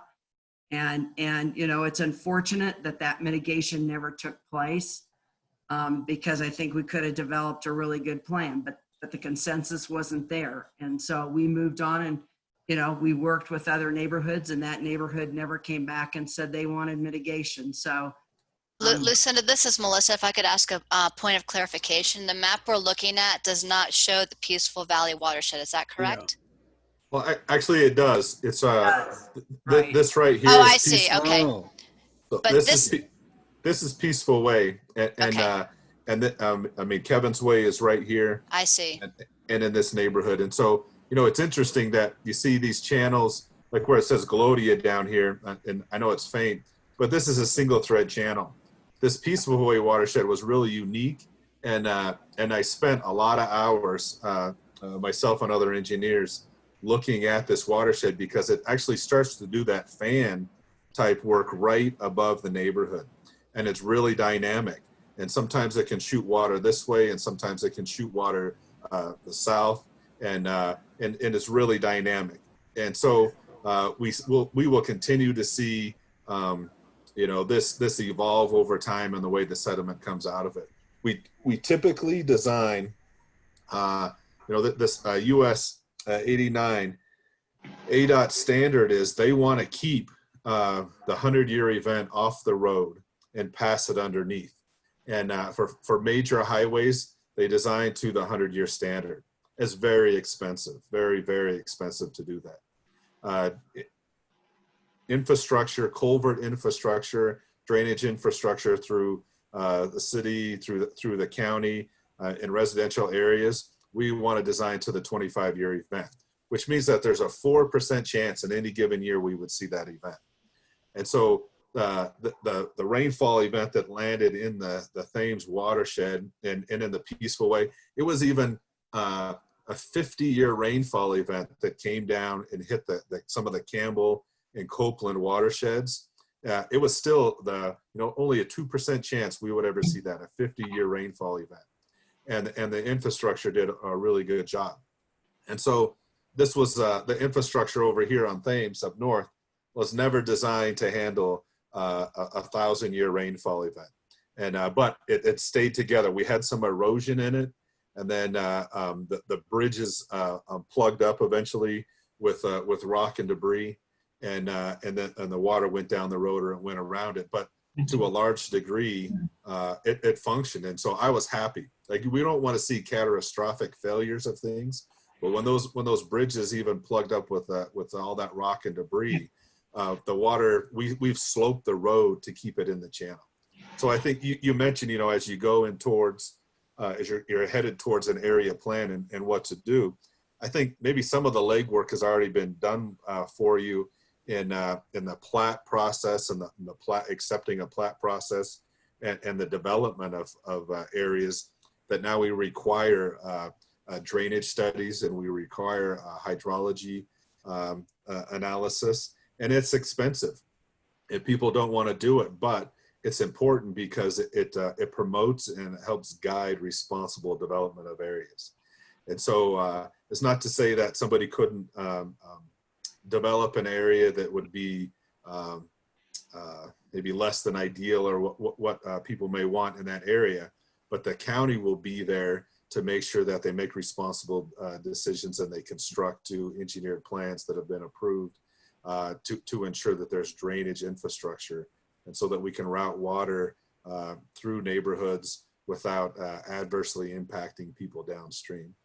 I think this Copeland detention basin is huge. It's a really important part of the system, and then it's nice that we downstream of the residential area we have all those cinders out there. And so if we realize that we want to stay hydraulically connected to those cinders, and that's an important conduit, and I mean it's advantageous that we can route water there and we can walk away from it. I hope that helps answer your question. Can I ask a question? Thank you. Sure. I want to follow up with Lucinda. What degree of unanimity do you have to achieve to get the abatement or the remediation approved to go forward and do what you think you need to do? And that's something we need to understand if we're starting to talk about the future. Are those built into some document, or is it something we could make policy about? Well, in this case, it required that those properties that would be involved in contributing, easements to facilitate the channels, they had to agree to provide an easement, and there were a significant number of people who did not want to do that. So, That's because the easements we weren't. but as going forward, in terms, Christopher's correct in saying that today, if a development comes in, but once again, you look at all this area, really there probably are two developments out there that actually have any active drainage planning. One was Hutchison and the other is the one Rob lives in up on the upper end of Glodia. I mean, I'm trying to think, And Johnson Ranch. Johnson Ranch. Right, brand new Johnson Ranch. Yes, Jay, thank you. Thank you. So there isn't, I mean, this was all developed kind of drainage requirements, and we went in and actually did a project before the flood on Campbell to raise that up to a 25-year standard, and so the numbers he was throwing out about what we do in the city and state and county under kind of normal conditions is a 25-year standard. But in a post-flood, we're getting 8 to 10 to significantly more flow. So, so you built it to standard, it'll help, but it's, it's not going to have a big impact, and that's tough. I mean, really, there's a lot of discussion going on in the Western United States about these areas that abut forests and what are the downstream impacts from forest fires and regulating in a different way, or do we allow a development? And if we do, what kind of development? I mean, that's a conversation that's going on, Yeah. Thank you. Lucinda. Thank you. Yeah, I would like, go ahead. I'd like to add a little bit to what Lucinda said from the standpoint of community development and the Planning and Zoning Commission, that one of the things that we have devoted a great deal of work and time to is to make some of the compromises necessary to actually get a planned development done as opposed to wildcat development that we've had so much of in the past. Because this solves both the issue of flood control and I have a drainage easement right through the middle of my property up here in Pine Mountain. I'm a neighbor of Rob's, and this is something we considered very thoroughly with Johnson Ranch. But the Wildcat subdivision process is one that we make every effort to try to avoid to solve these problems, because that you have all seen the problems that have resulted from this. Yeah, absolutely. One of the things you might think about when you're in an area plan that, you know, we need to keep our roadside ditches and we need to keep our, you know, the smaller infrastructure that routes water through our residential areas. And, you know, I can't remember how detailed other area plans have gotten, but, you know, we want to promote that. We want to promote the drainage network. And I know I'm biased because I'm a drainage engineer, but I feel like the drainage of a lot of places are underrepresented. It's an underrepresented population. Yeah, it doesn't seem like we'd have a drainage problem sitting on top of a mountain. I think that's part of it. Yeah, sure. Chris, what do you mean by underrepresented? Just could you clarify that? Well, just that when we start to make decisions and we evaluate the things that we hold important and value, it's tough to give up a piece of land or a portion of land to a drainage easement or you know, to account for something that we don't see every day. And so the drainage channels, and I see a lot of culverts, not just in this neighborhood, but in a lot of places around the county that people just let silt in, and they don't realize the importance of keeping those open until it's too late. And the roads suffer and things like that. Chris, if I could give a quick example, I sacrificed 40 feet by the entire length of my property, over 300, to build an adequate channel to handle that downstream drainage. And that's, I think, what Chris is talking about, is you have to be willing as a property owner to give up some of your property to be able to adequately address the drainage issues. And I do have a quick question for you, Chris, and I'm glad the slide is still up. The Copeland Detention Basin is a huge, as you mentioned, area that is only there as kind of an emergency temporary storage kind of a facility. Is that correct? Correct. Okay. And there's been quite a bit of requests to open it up as like a public amenity or a public park. Well, that's the question is couldn't we do something more with this huge county-owned piece of property? And is that something that we should maybe address in this plan? I think it would definitely be, we need to get some feedback from our legal department to look at the liability of something like that, and to understand what, you know, those aspects of it. And that's really what I think has driven the desire to not develop it further. However, you know, that I think that's something that we should you could follow up as a group and get some information about what are the opportunities for that. Thank you. Yeah, and I would just add that you know, there are kind of two sides of that. One side, of course, is the legal, and what we were successful in securing funds through the Federal Highway Administration to pay for that facility. We received emergency funding and got that paid through largely. The county had to contribute a match. The district did, but part of that was that it has to be maintained as a drainage facility in perpetuity. That is the legal requirement for getting that money, because they gave us the money to protect the highway from their vantage point, right? It also made a big difference in protecting Fernwood and other areas. But so we do have to manage that carefully in terms of the legality. Another point is that in terms of funding for an activity like that, you know, Parks and Rec just did a master plan. I'm trying to remember if I know that there were a number of meetings, or, you know, there were lots and lots of meetings throughout the county. And I know there were several out in the Doney Park area Timberline area. And I'm trying to remember if that came up, but I think it would be good to address in the area plan.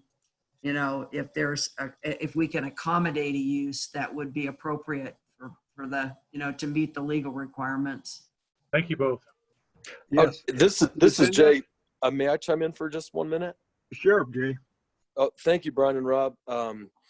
While obviously drainage in the area is an extremely important topic, the area plan is actually not the mechanism that addresses the drainage.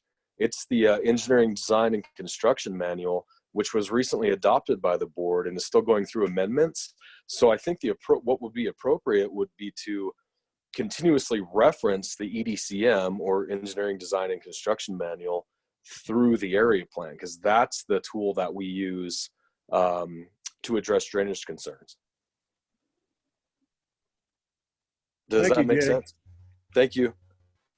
I have one quick question for Lucinda, and Chris, chime in if you need to. You all just presented yesterday and did an excellent job, the budget that you're seeing for the flood control district. Do you anticipate that there will be enough money to continue this process of not only building, but also maintaining these different drainage channels over the next several years? Or are we looking at a budget problem down the road? I'm not really forecasting that we'll have an issue in terms of maintaining these facilities out in the Schultz area. We continue to do that. And I'm glad you brought that up, because I've been very, head deep, certainly very deep into COVID right now, but typically every spring we go out and clean out the drainages, clean out the inlets, and make sure that the berms are all set to go, that type of thing. Things have, gone into a more of a steady state, I will say, as we're getting more and more recovery on the mountain as well. But so yes, we have funds that we set aside for those type of activities, and that there's no, that will always be a very important activity, is that we maintain this infrastructure. Good. Yeah, and so far it hasn't been, it's functioned as it's supposed to, so that we haven't had large maintenance costs. I mean, that North Schultz flood event was somewhat unprecedented, and we know things like that are going to happen. But we're very conscious of our inventory of drainage infrastructure and what's sustainable, and those are the tough conversations with the Board of Supervisors. Our operations and maintenance, aspect of it can be quite significant, and then that cuts into our ability to do larger infrastructure projects. Right. This is Melissa. I had one quick question on maintenance, and this goes back to Rob's point that he's got an easement on his property. Are the property owners responsible for maintaining that, or is that something that the county has entered into an agreement with them? Just for point of clarification. In some places, the county owns the drainage easement, or it's been deeded to the county or the flood control district, so we do maintain it. In Rob's case, that's private land. And as far as I know, Rob, you could speak to this, but that still remains Rob's land, and so he maintains it. It's my land, but I can't do anything with it. I'd like to weigh in on that also, because I, like Rob, also have a drainage easement, 60 feet wide and 360 feet long. It is still privately owned. However, the easement is there. It is a deeded easement. It can be used by the county as required. And I'd like to add one other thing, as far as someone feeling like their property is being taken from their use. It is a nice chunk of open space out there. It is somewhat naturally landscaped. We get an excellent crop of sunflowers during the summer, and I'm quite happy to have it there. John, a quick question then. Do you keep the drainage clear and maintained, or does the county do that? No, that is up to me. Okay. We also have at the end of it, on the east property line, a retention basin that was required when the development was platted in 1994. And it is also my responsibility to maintain that. It is an ethical responsibility also, because if I do not, and we've had that retention basin fill up and overflow just slightly. If it overflowed any more than that, my neighbors to the east towards 89 would get a heck of a lot of water, and I don't want to see that happen.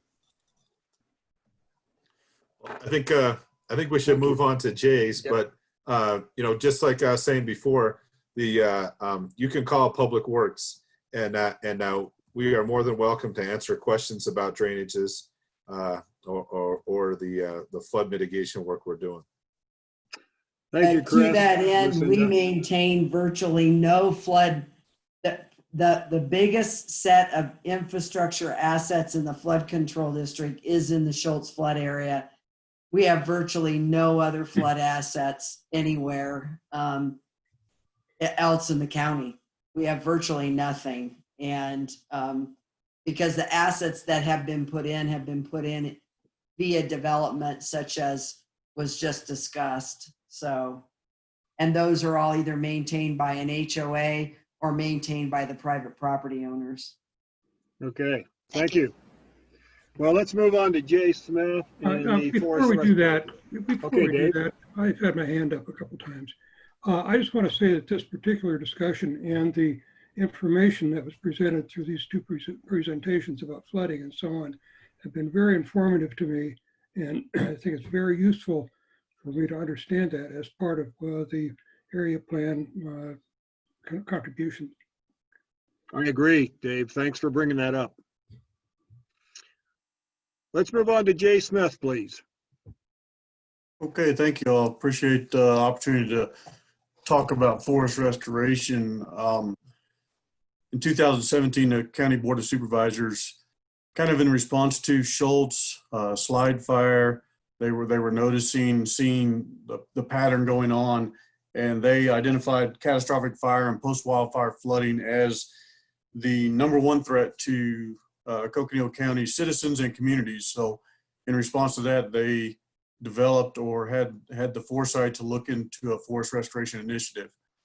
When I came on board and doing it through the flood control district, we were looking at how do we help prevent the fire in the first place. You know, an ounce of prevention, it's just so much cheaper in forest restoration to prevent the fire and prevent the flooding through forest restoration, through thinning of the trees in a sense, to put it down to the basic level.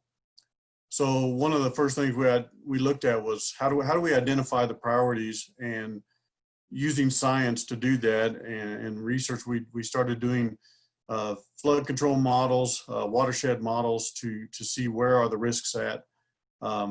We stayed away from the FWPP footprint because it was already in place and being worked on. And we looked at areas like Rio de Flag, Upper Rio, the Bill Williams Mountain, Mormon Mountain, or stayed away from Mormon Mountain because it's part of FWPP, the Oak Creek, Munns Park area. And one of the highest priority we saw was Bill Williams Mountain. And I wanted to just show what does forest restoration look like before and after. And the left-hand photo is the before, you know, the solid forest. And then the right hand, it really showed in the winter snows this year of what we did through helicopter logging, which is very expensive logging, upwards of $10,000 an acre on Bill Williams Mountain. But we see the result that this area right now would not carry a crown fire. And that is what we're after. We're trying to reduce that crown fire where you cook the soils like it did in museum fire in areas to where we have the hydrophobic soils that the water cannot absorb and it just comes down. The study showed 6 feet of water and mud coming through downtown Williams if Bill Williams Mountain burned and then subsequently flooded afterwards. Next slide, please. One of the other things we're looking at is how do we leverage flood control district money, tax money in a sense, to really make the biggest impact. And this year, what we did was I put together application for the Readiness and Environmental Protection Integration Grant. The REPI Challenge Grant is through the Department of Defense. And we looked at utilizing, protecting the NPOI satellite telescope on Anderson Mesa. You can't hardly see it in that map, but it's the little yellow spot right in the middle of some of the big red. And this map is showing all the acres that we're going to look at treating. And we're going to be putting $1 million of flood control district money, $4.5 million of city funds, about $6 million, almost $8 million of DOD and Forest Service funding to try to treat 8,800 acres. And what's important about this, I think, for you at Doney Park is all of this land is south of Doney Park. So, you know, as fires in the southwest and in the Flagstaff, Coconino County area, they move from the south or southwest with the prevailing winds.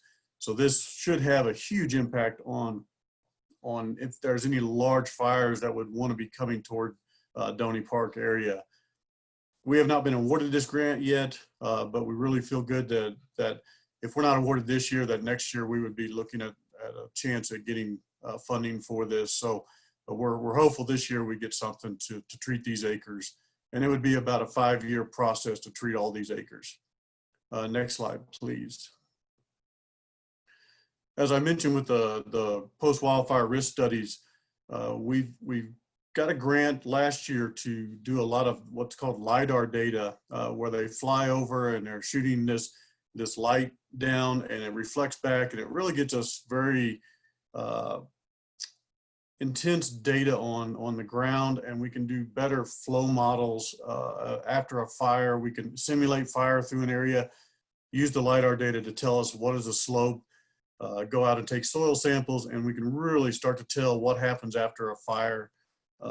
And so we've got the LiDAR completed. Now we're going to be doing the Mormon Mountain study and the Munns Park and Sedona Oak Creek to really dial down. And really what I'm interested in is with the Mormon or the Munns Park study is that we're going to simulate a couple of different pilot projects, areas of 5 square miles each, where we can put in the computer modeling, we can do a certain amount of treatment to the land, forest restoration treatment, and then put a fire through it and see how it reacts. And we can start to see, you know, where do we put the best treatment, spend the money the best to where we make the most out of our dollars. And so we're really interested in getting that data back probably in the next year or so through 2021 probably. And then Rio de Flag, the studies show that on a 100-year flood event, the modeling said there's going to be discharges at 7.5 times greater than what you would normally get. So we know that there's issues that are going to come up in this area. It's just part of living in a Ponderosa Pine fire adapted community. Next slide, please. I wanted to talk real quick about area-wide fire restrictions. We know that the Coconino National Forest put a campfire ban in April 22nd. Coconino County followed that with their own ban on April 28th to cover private and lands within the county that are not national forest. What this is just a building, maintaining, attending, or using a fire, campfire, or stove fire is prohibited, like a charcoal fire. If you have gas propane, you can turn off an on-off switch, you can still utilize those. So this is one step below even what's called we all know about the stage 1 fire restrictions. We're not even at stage 1 fire restrictions yet. So shooting guns out in the forest, all those things are still allowed. I think you have to get to stage 2 before some of those welding and grinding. But that's where we're at with fire restrictions right now within the county and on national forest land. There is discussion that with the COVID, we're likely, the Forest Service is like to, and then the county would probably follow suit soon after, move into these restrictions sooner than normal, just to try to protect our firefighting crews for social distancing, for being able to you know, if one crew member gets sick, then they really have to set the whole crew down for 14 days and test them and do all that work. And we don't want to see our fire crews having to shut down right in the most important time of the year prior to the monsoons. Next slide, please. Regarding the forest restoration or FORFRI, the phase 2 RFP, which has been talked about for the last 5 months now, it's been on the market. It closed on Tuesday of this week. So anybody that was bidding on it had to have it in by Tuesday. Remember that they're utilizing other partners this year, as opposed to when they did the phase 1. The Forest Service did all of the work and chose who the contractor would be. They have other partners now, like the DFFM, Division of Forestry and Fire Management, Bureau of Reclamation, the Arizona Commerce Authority, and SRP are all partners helping the Forest Service look at the financials and the plans that they have, the bidders have put in. It's going to be the first 20-year contract term the Forest Service has ever done. That was given them authority in 2018 in the Farm Bill. Looking at treating 600 to 800,000 acres across the 4 forests. This time they separated it into 6 subunits, and they're allowing for 1 contractor per subunit. So we could have 1 contractor that has a bid for all 6 subunits, or we could have 6 different, or a combination. And we just have to wait until probably September before the Forest Service and their partners get through the bidding process. It's considered a competitive bid, so they can actually go to the bidders and start negotiating the bids and negotiating the prices and talking more with them. So that's how that process will work over the next several months. And then we should get awardees announced late September or early October of this year. Next slide, please. So I wanted to bring up that also that would affect Doney Park area is that we have the Schultz tank sale was recently sold, which is right in that Dry Lake Hills area that's right around Schultz tank. And then you have the Orion cell that is part of FORFRI phase 1. Those are 2 areas that are still that plan to be thinned in the next year. And then there's one other sale that the Forest Service is looking at doing later this year, probably to be worked next year in that Schultz Pass area. So there's still going to be continued work and truck traffic going in and out, and maybe out Little Eldon Springs Road being utilized for that. So just know that there's still some work. Otherwise, the majority of the FWPP project in Dry Lake Hills is completed now. So there's a little bit of hand thinning left to do, but most of the mechanical thinning is done in the Dry Lake Hills area. So I'll open it up to questions. If you have any questions on forest restoration. I have a question. I'd like to know if there's anything planned for the Turkey Hills area. When I reached out to the Forest Service a couple of weeks ago, at the moment, there's not anything planned. Now, obviously, there will be probably in the future prescribed burning done, but all prescribed burning was canceled this year due to the COVID. But they do have some prescribed fire planned in those areas, but no mechanical harvesting is planned at this time in their 5-year plan. The county obviously will continue to look, and what we do, I think one of the roles we try to play is if we see a need and if we see that there are threats that need attention, we try to bring that attention to the Forest Service and kind of work on your behalf to try to let the Forest Service know that there's need and there's desire by the community to look at certain areas. So that's a role that we play as well. Okay, thank you. I have a quick question. What is going to be the traffic problems that we have when we're hauling the trees out? How are they going to be hauled out? Or are we going to try and burn everything? So the haul route on the Schultz Pass area is almost, I think all of them are coming out Little Eldon Springs Road, which they've done in the past on a couple other sales. They usually require dust abatement on that road once it gets dry in the summertime. And then otherwise, it's just more about signage, letting people know that there is heavy truck traffic and log traffic on that road. But I wasn't quite sure what you're saying with the fire as well.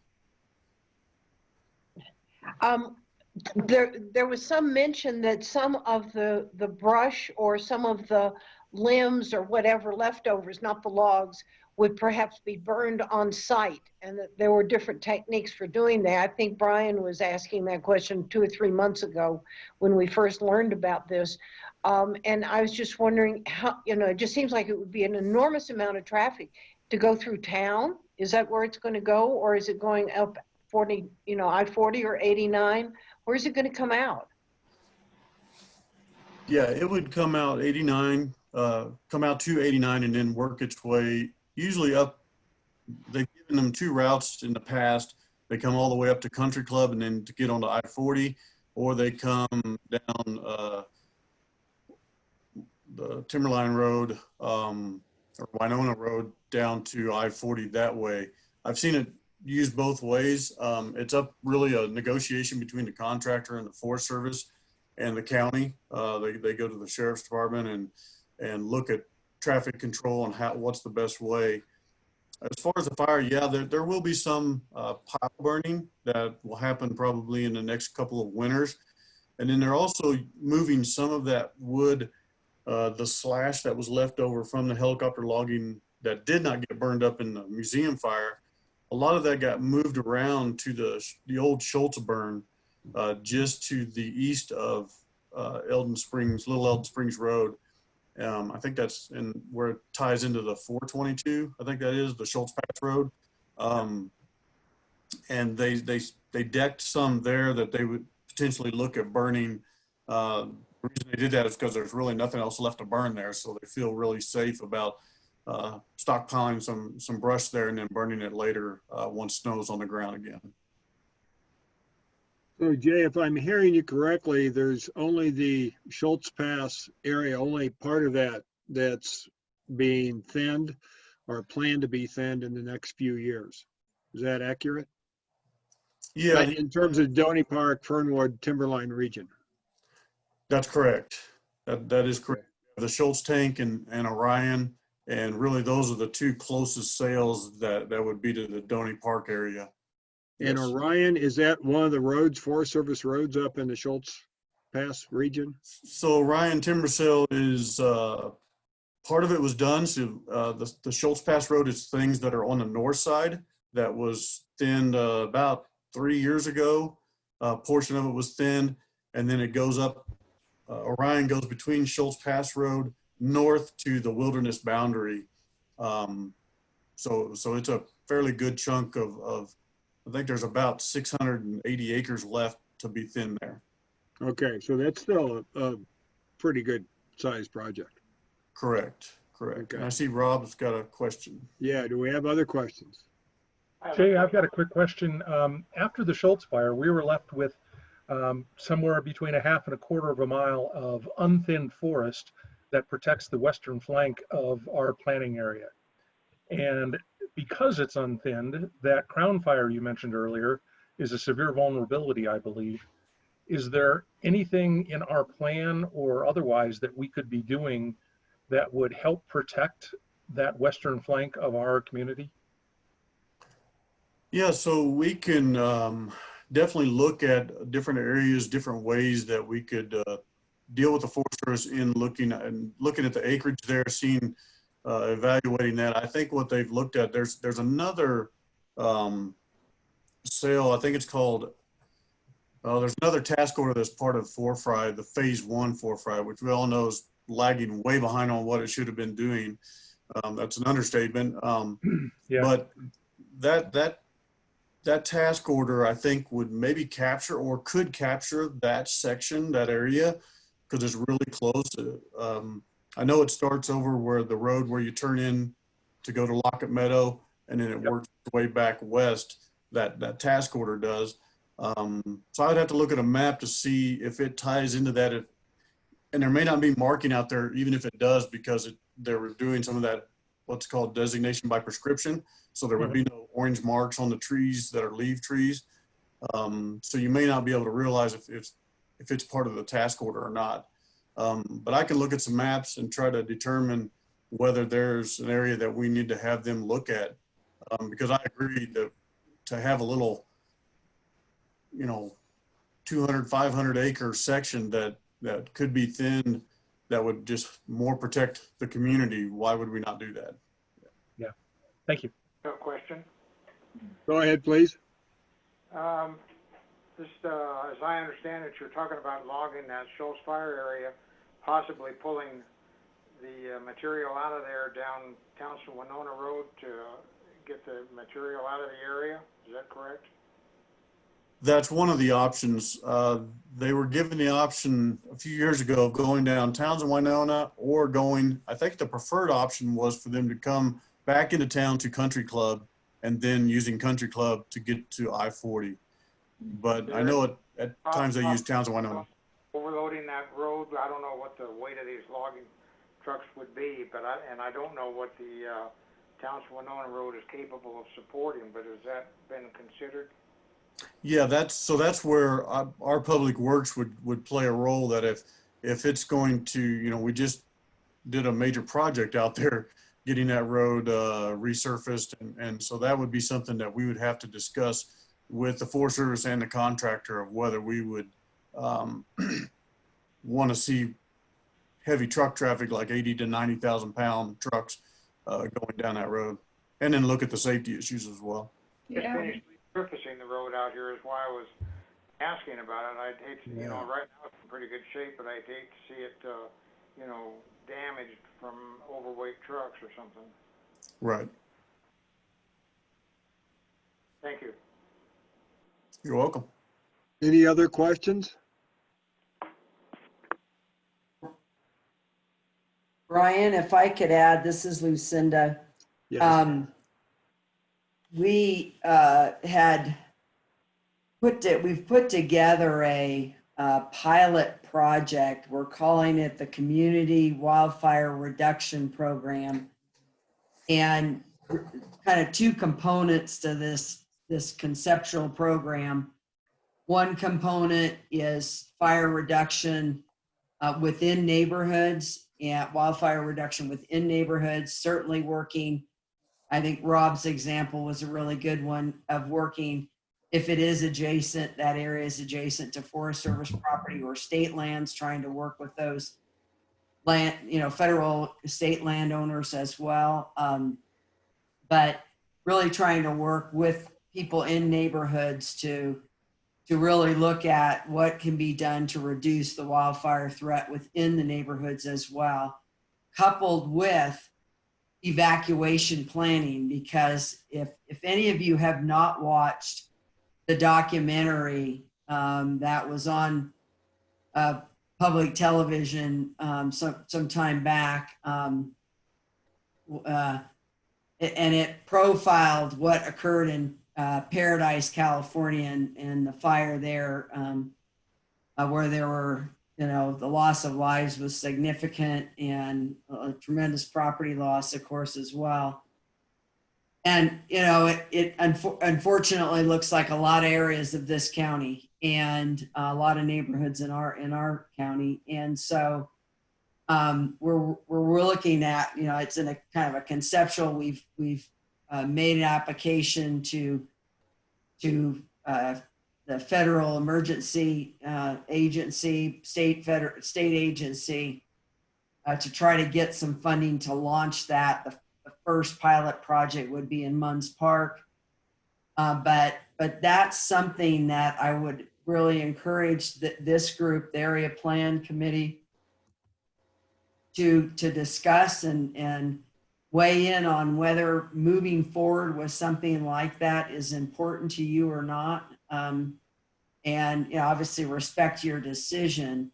But we know that we have a lot of neighborhoods, certainly the Timberline neighborhoods. There's certainly parts of Doney Park areas, both east of that are at very high risk to wildfire. And that, that's something that's on my radar that I'd really like to see us move forward with. We're going to apply for another grant to focus on some areas in the Kachina Village area.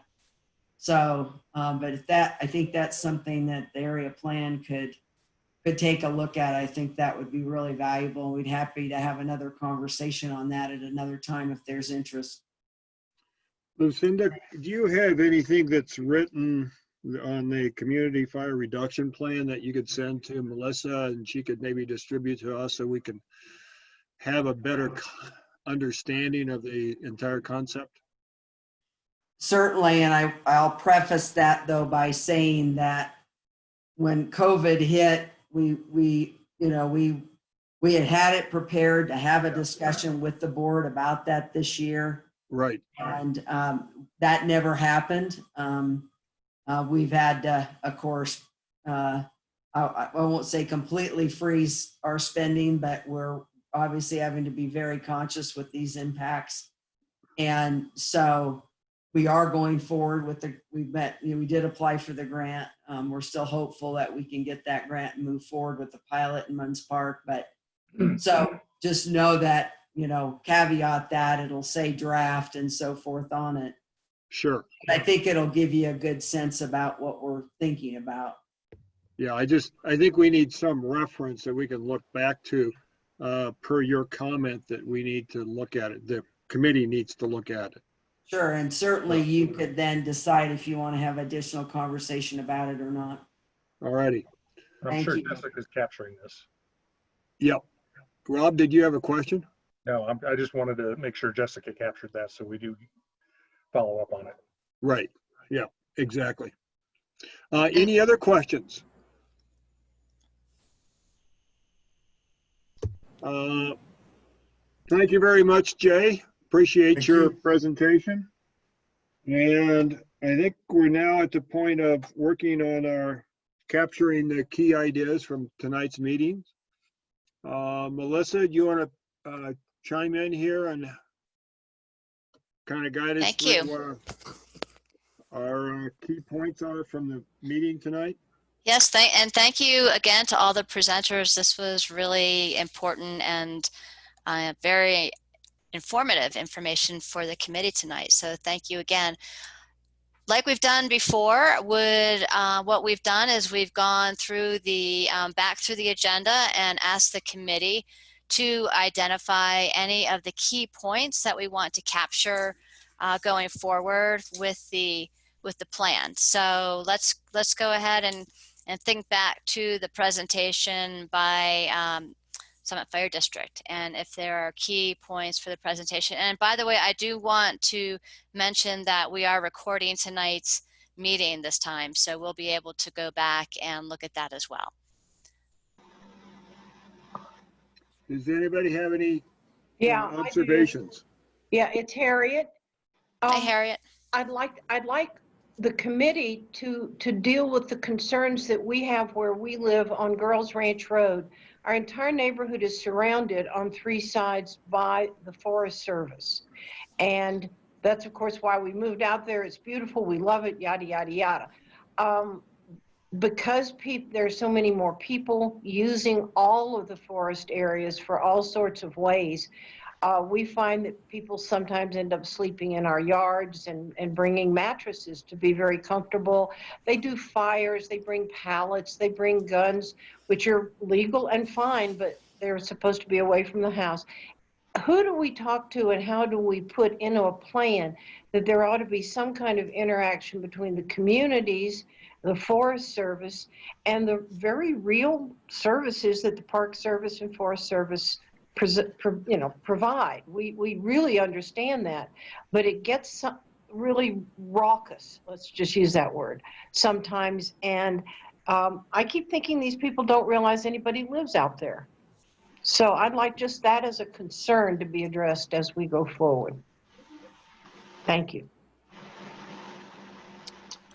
Thanks, Harriet. That was, so we're talking again about the presentation from Summit Fire District, and if there are any thoughts for moving forward with the plan in terms of, Melissa? Hi, John. I'd like to just kind of amplify that a little bit. What I said earlier about some of what you at Community Development, Planning and Zoning Commission, and the Board of Supervisors does with respect to access, and that is a very important issue for emergency services. If we can do anything that will avoid wildcat subdivision and result in planned development, then it takes some compromises. We want to do that. We've done it in the past. Some of this is addressed in the current area plan. The other thing that goes with that is discouraging, of course, wildcat subdivisions, but that's probably the one thing that can be done. The other is fire-wise planning. One of the things that Community Development and the Planning and Zoning Commission have done is to require commercial development, the use of a conditional use permit. One of the conditions in many of these cases has been to work with the fire district in order to achieve fire-wise planning and use of the property as a condition for granting the either rezoning sometimes or with the conditional use permit. I think that we're going to need to add some wording about fire-wise planning to the current Doney Park area plan.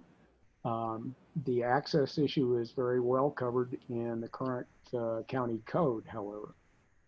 That's enough to add to this for Summit Fire and their concerns.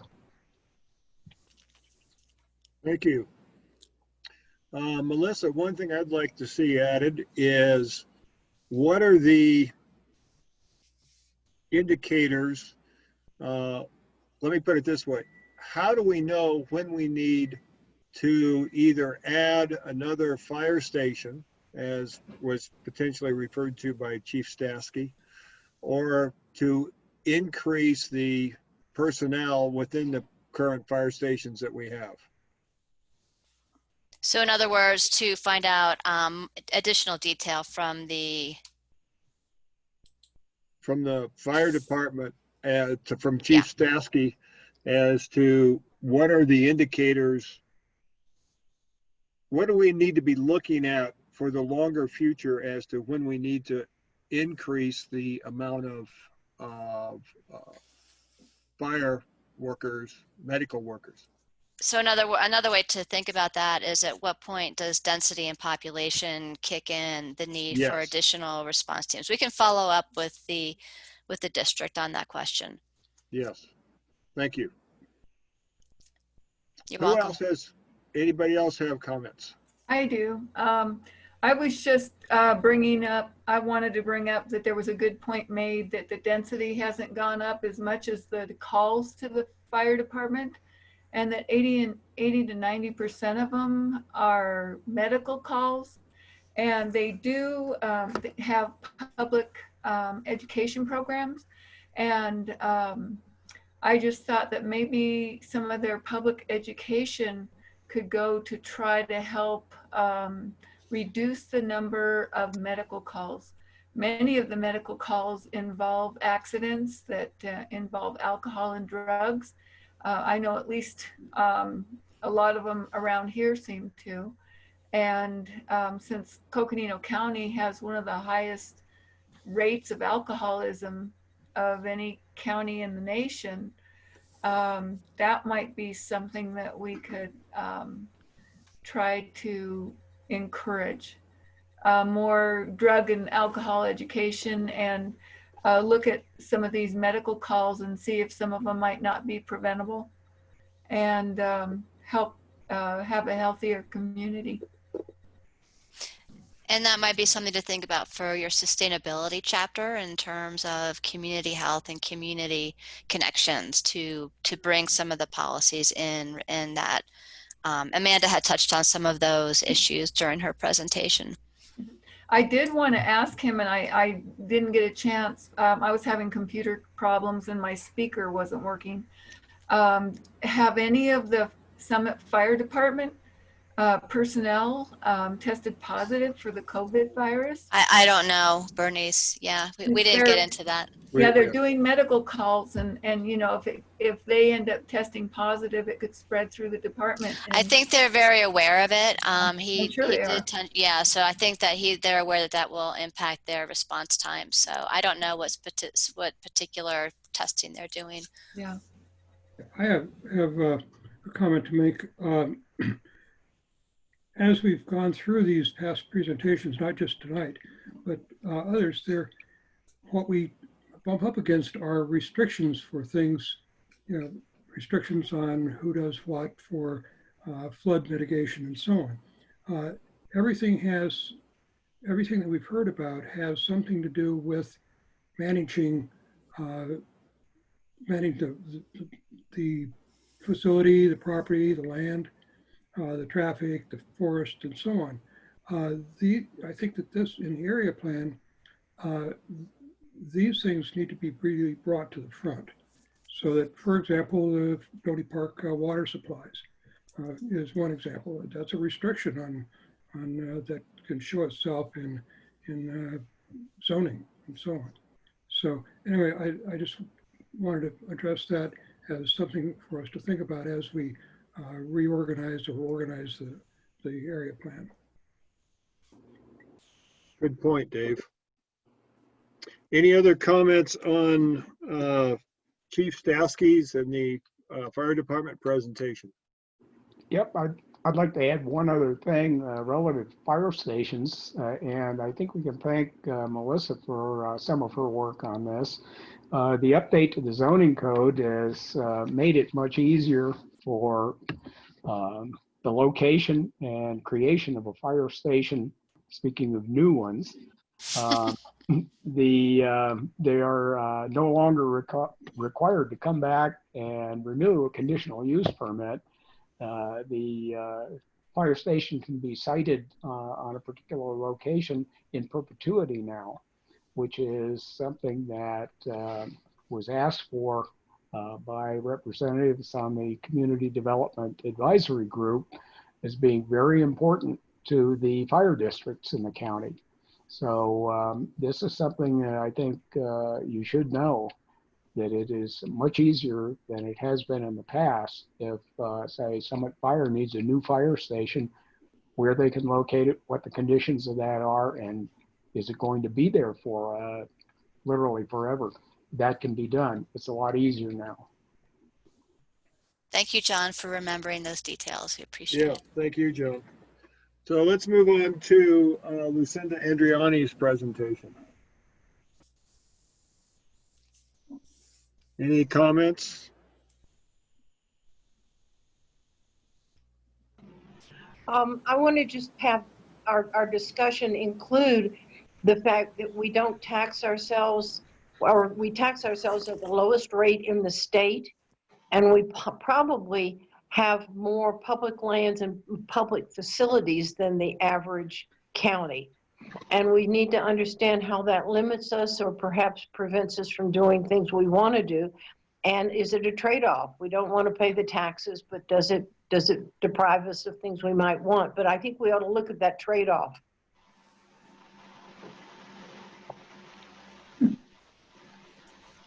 Good comment. Thank you. Who else has a comment?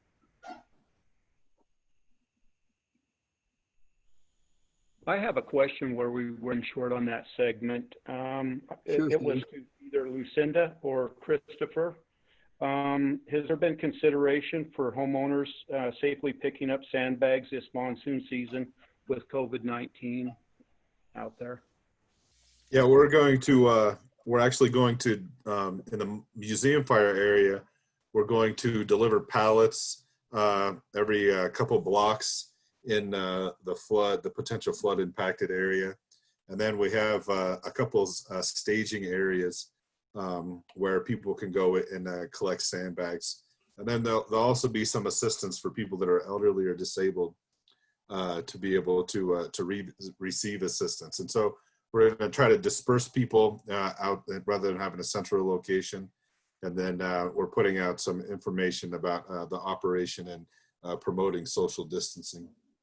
And good point. Thank you. Brian, as far Yes. as the whole flooding thing goes, I think that there's different opinions based on where you lived and how the flooding affected you and the different theories of what would help and what wouldn't. So I'm looking forward to time when the committee can have a discussion regarding that. I also am very cognizant of the fact that the development plan only will do so much when it comes to the whole flooding plans, but there really is a whole lot of other theory out there other than what we were presented with tonight. Okay. Okay.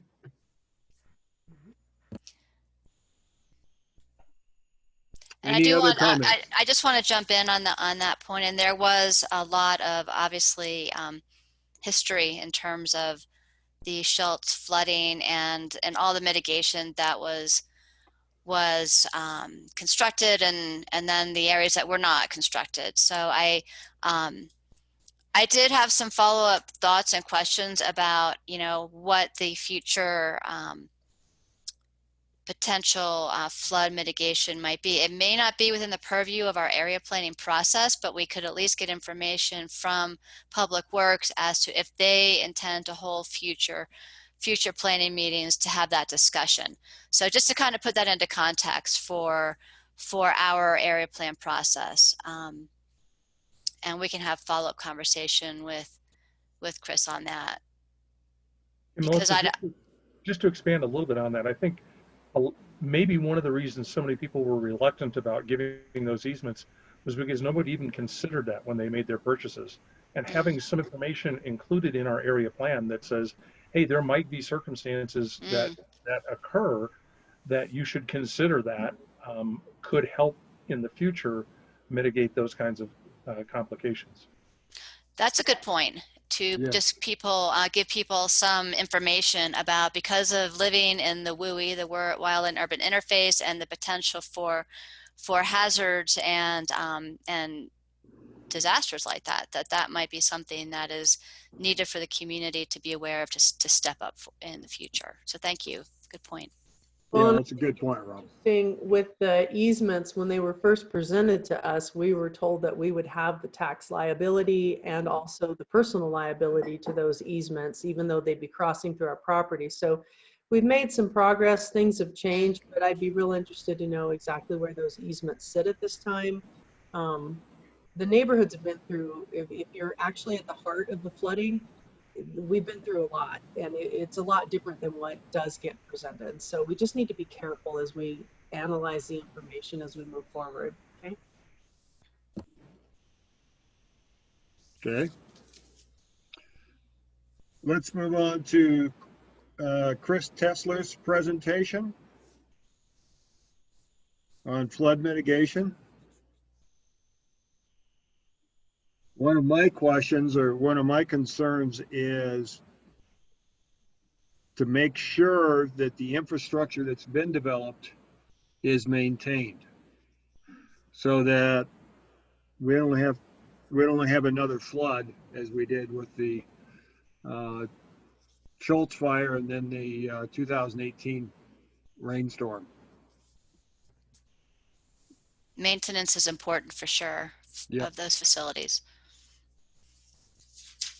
It is important, but the question is it working?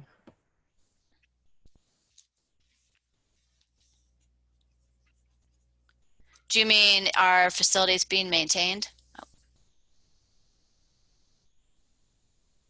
If we were talking about the flood mitigation, the question is what has been done actually really mitigating the flooding?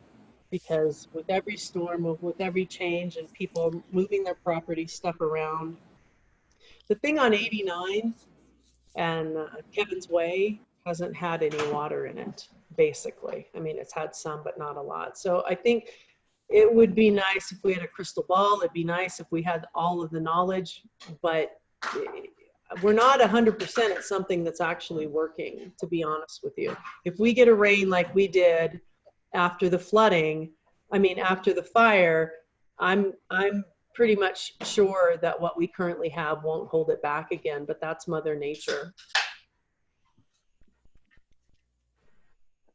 Okay. Was there, in that conversation or presentation, there was a mention to the EDEM, I think Engineering Design and Construction Manual that I think he referred to as having a lot of this stuff covered. Maybe perhaps we should take a look at that. Yeah, there's both the Engineering Design and Construction Manual, and then its companion manual is the Drainage Manual. And we're actually revising the Drainage Manual right now. And so yeah, you'll want to potentially reference those and key into those, like as Jay indicated. And Chris, wasn't the EDCM recently updated?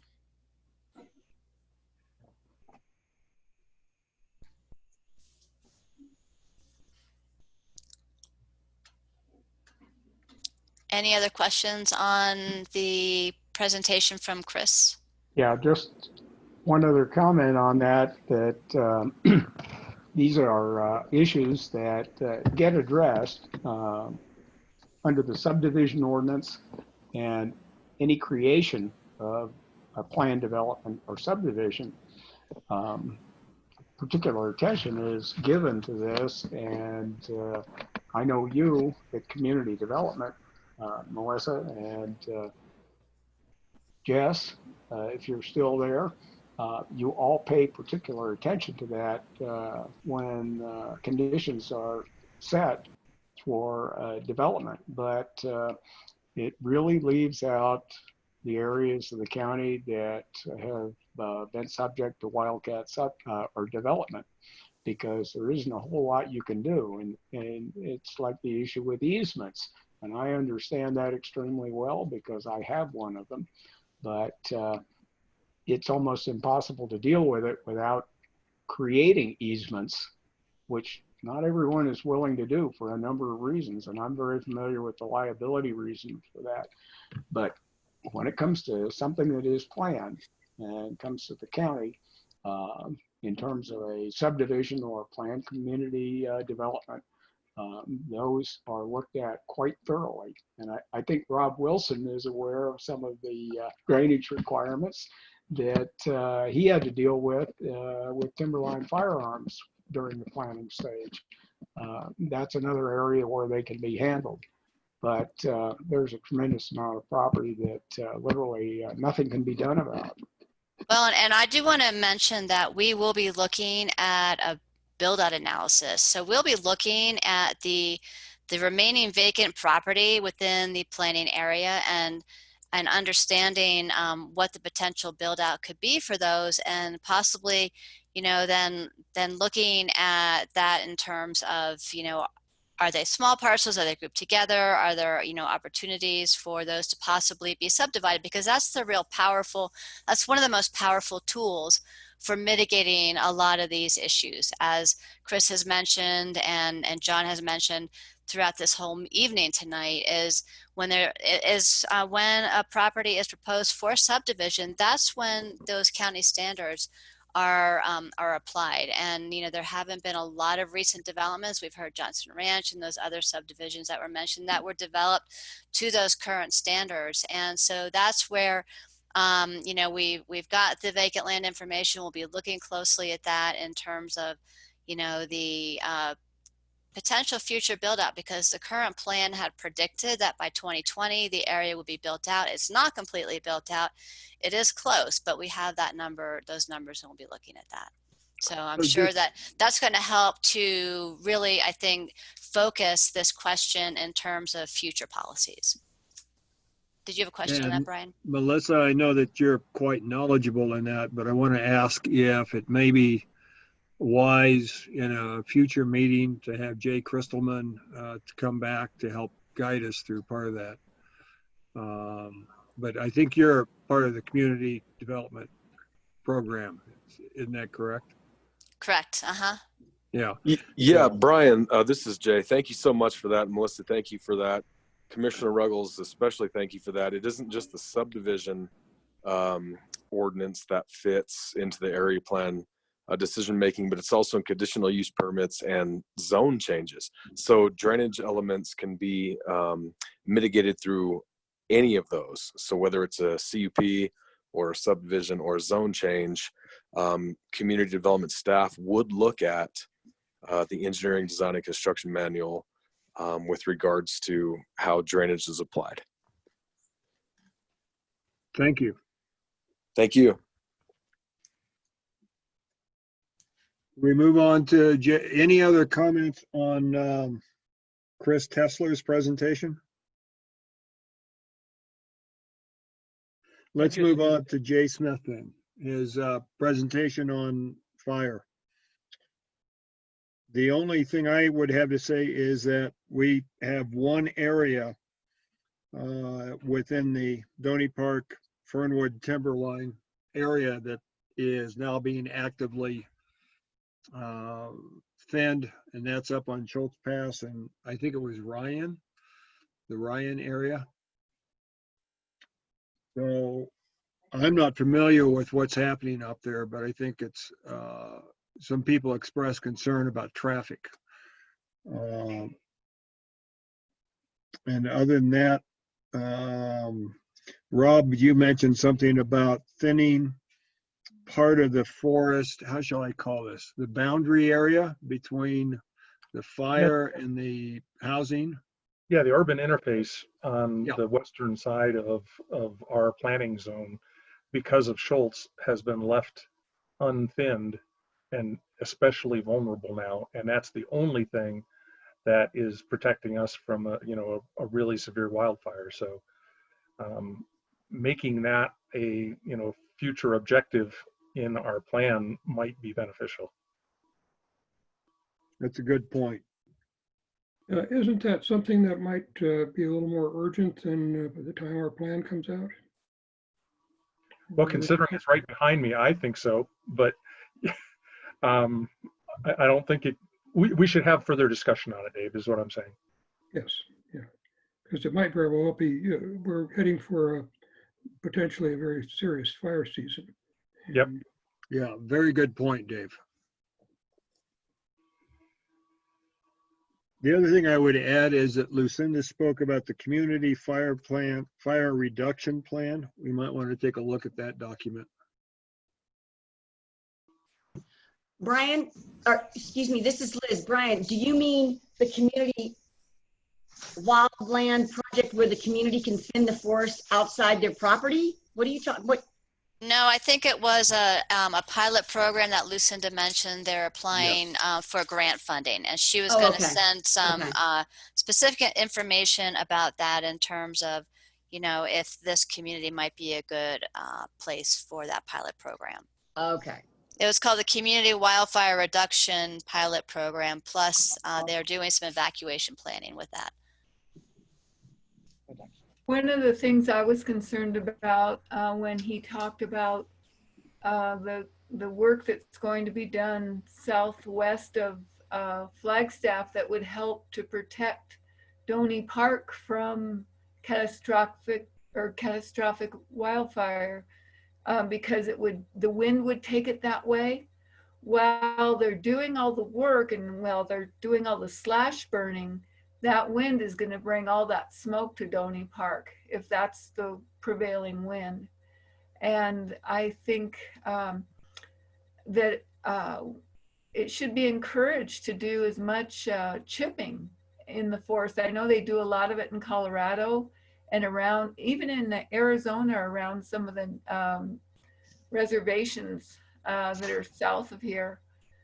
They do a lot of chipping that can help alleviate some of the smoke.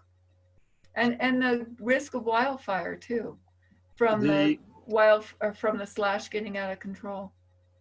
So Bernice, I don't know if Jay Smith is still on, but they do have a burner that they're using that reduces the smoke by something like 95%, 98%. Wow, that's great. I didn't know about that.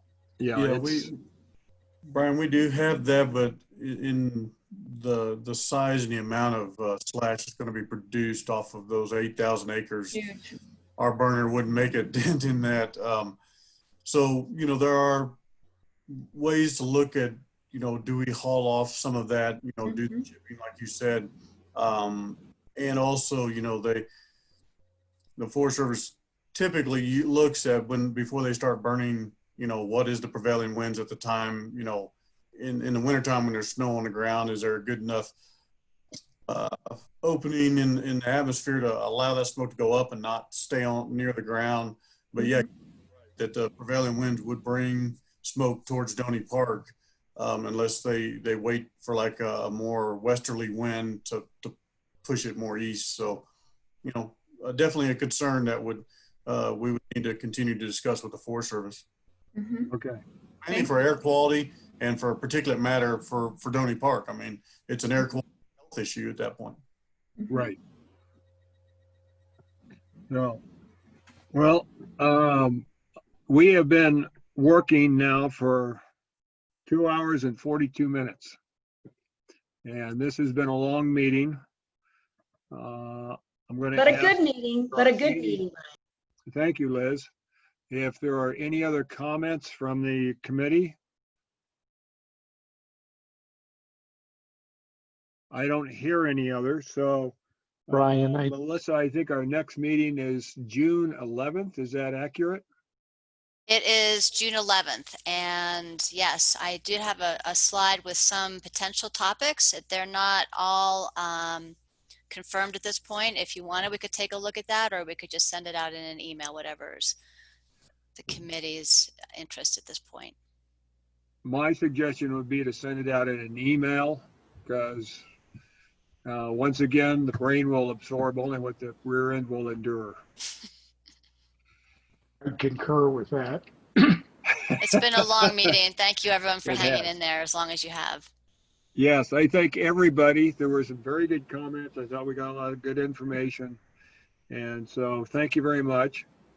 Also, everyone, please take care of yourself, get your rest, and wear your personal protective equipment when you're out and about. So take care. And Thank look forward to you. seeing you. Yeah, Thank you, Brian, everybody. yeah, Take Brian, care, guys. See you next time. much.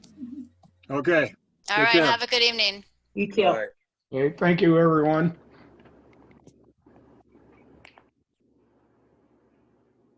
Thank you, Melissa. Thank you, everyone. You're welcome. Thanks, everyone. It was, I thought it was quite captivating. A lot of information.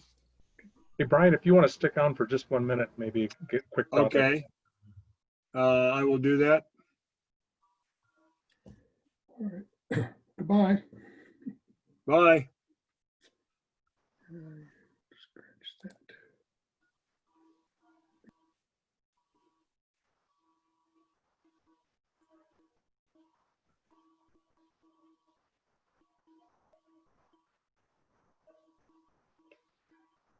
So, Brian, I was just looking back at some of the discussion we had this evening, and I'm wondering if we couldn't better screen the PowerPoint presentations and the presentations themselves so that we stay a little bit more focused on the Doney Park area plan stuff and less of big picture things. Maybe I'm just impatient or whatever.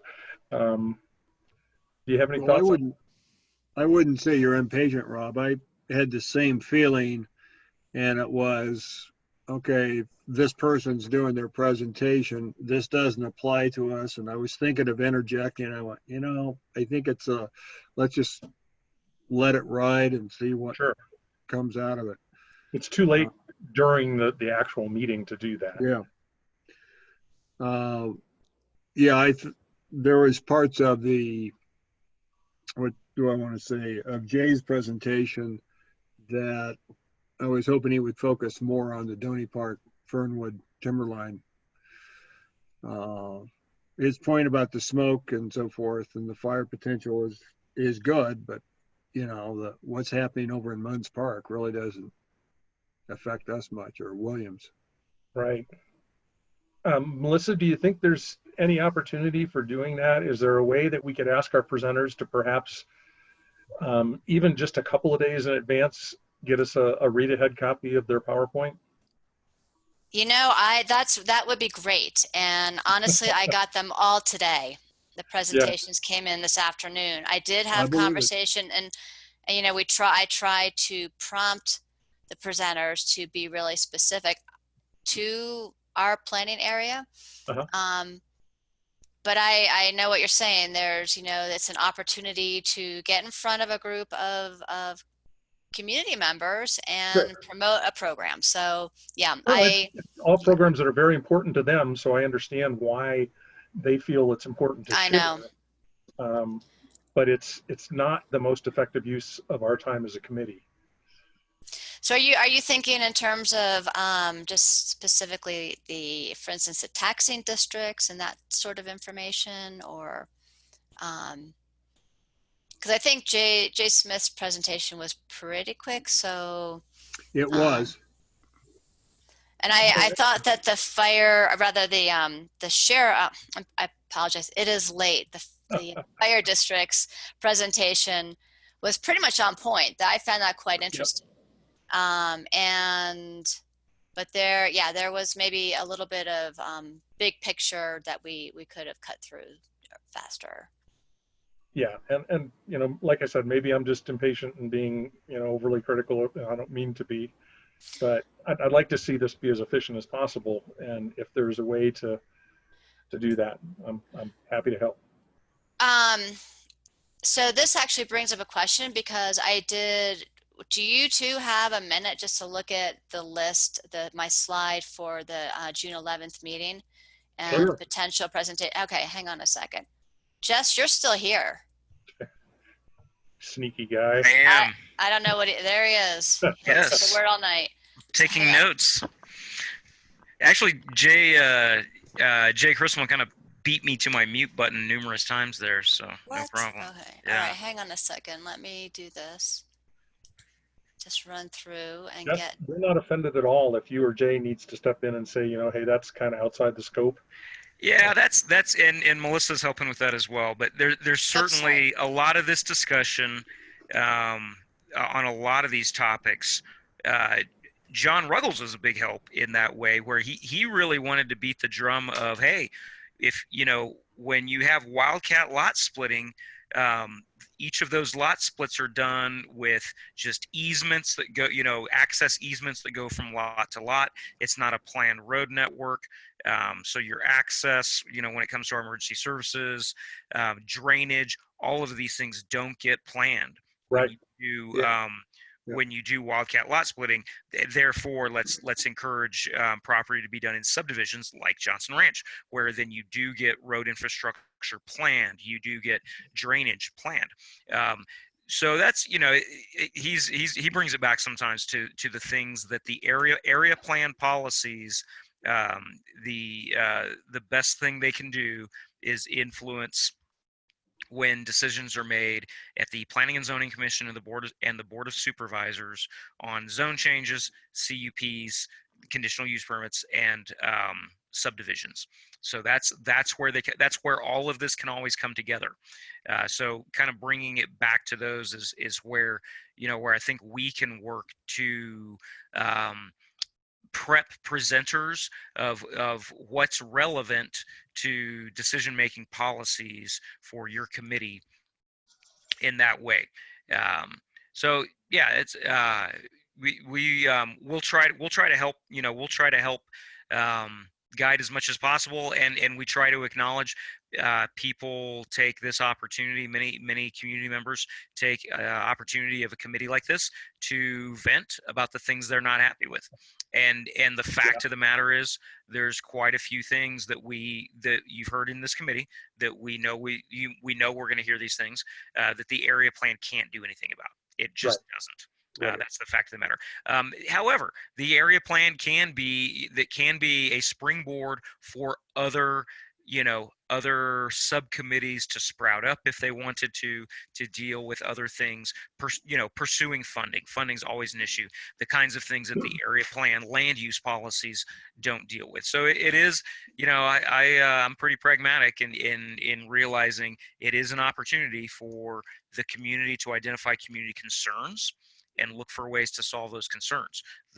As a land use policy, the main thing that we want to help you produce in the end is the vision and guide for future land use policies. Right. Okay. Looks like maybe we lost Melissa.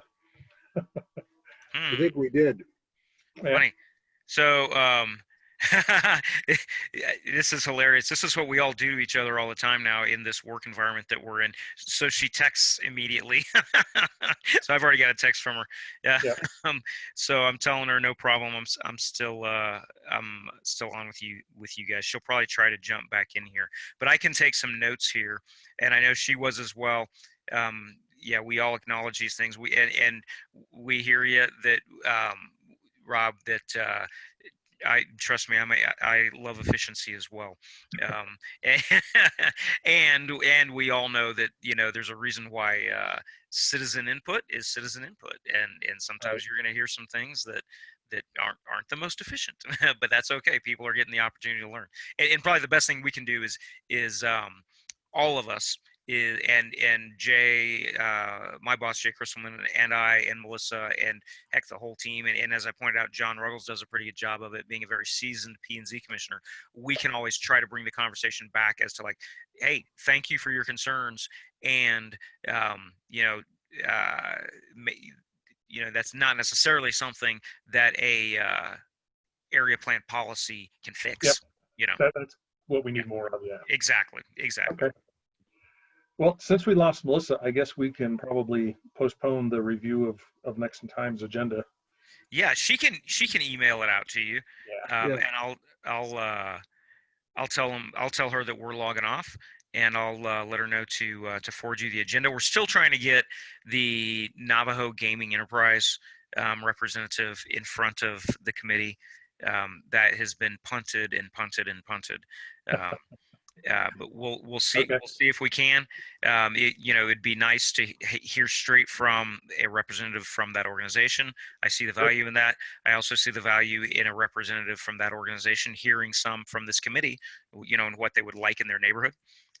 So we will continue to push for that. I know emergency services wasn't able to make it this evening, and we will try to get emergency services there. She's back. I don't know. My computer just restarted itself. I was telling them that you had texted me immediately. It's hilarious how we've gotten used to doing these things now. Multiple communication methods. And that's the thing, because we've already decided now that we can go ahead and just have you email that to us and discuss it that way. If you want to put it up real quick, I've got a few minutes. All righty. It was right here all along. Do you see that? There we go. Yeah. So dark skies and lighting, I'm sorry, go ahead. Can you go to the present view thing? Sure.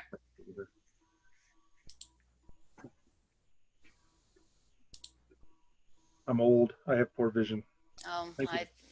Yeah. We'll talk about old. So we have dark skies and light. We have well, he's not new, but I guess new to the county, an enforcement person. His name is Mark Stento. He's joint with the city, and he actually contacted me and has wanted to do some community outreach, and so he's confirmed to talk to the committee about dark skies and lighting and what that means. He's good. I've spoken with him. Okay, I haven't met him myself, but and then we also, interestingly, Jess, you want to talk about Elizabeth's transition? Yeah. So zoning enforcement, we have one compliance manager position, and we have a code enforcement officer position. So essentially 2 people who work in code enforcement for the county. Elizabeth Richardson has been our compliance manager for a while. She has served various roles in our department. and did an amazing job of compliance management. She's one of the most diplomatic people I've ever worked with, and is just very effective at her job. In a very positive way, and has very positive interactions with people. Well, as what generally happens when you have amazing people with room to grow, they grow into something better. So she has now taken a position over at Health and Human Services, where I'm trying to think, Melissa, do you remember what the title of that position? It's a program manager, and I Program think she's manager. going to be over even like animal control and some of those other programs that you might see her out in Doney Park. I think the biggest part of that program management job is overseeing all of the restaurant, hotel, motel, campground licensing. Okay. Yeah, which is good. So it's not presenting. We do not know yet. I'm going to see if she would like to. And the reason I think it would be effective to have her present is because she's going to have very good relative knowledge of what's going on in code enforcement in your area, in Doney Park, Timberline, Fernwood area. I could certainly, several people from our staff, myself included, could talk about how zoning enforcement works in the county and what our methods are. This is yet another topic that I think we can all anticipate. We'll hear some venting about, Sure. So certainly probably be prepared. Any of us could be prepared to answer some questions on how the county deals with compliance management and what the processes are. So if we can get her there, we will try, just because I think that she would be able to talk to you specifically about what she's been seeing, trends, what she's been seeing in your neighborhood. If we can't get her there, then we can certainly give a quick tutorial, which in all honesty, much of our staff could give a lot of could give the basics of a lot of these topics. Obviously, we won't be able to answer the detailed questions sometimes that the experts, like we heard tonight, Chris Tressler, Jay Smith, Lucinda. So it is nice to have the true subject matter expert when available. So one way or another, detail from her. Yeah, exactly. One way or another, we can give the committee a presentation on how our department and the county works with zoning enforcement. If we can get her there, that it would be nice, because she can talk about the trends in your area a little better than most of them. I think that's the most important thing.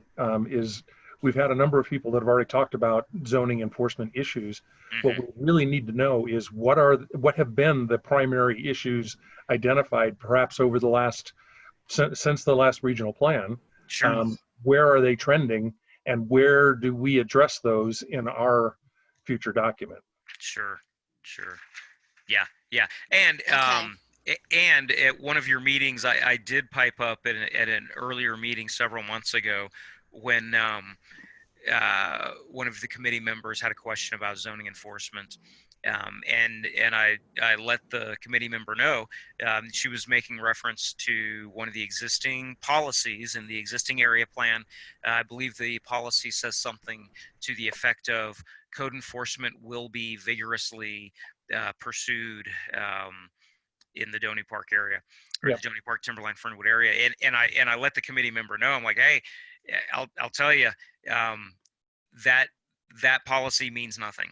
The county cannot do code enforcement in the Doney Park, Timberline, Fernwood area, plan area, or any area any differently than it does across the entire county.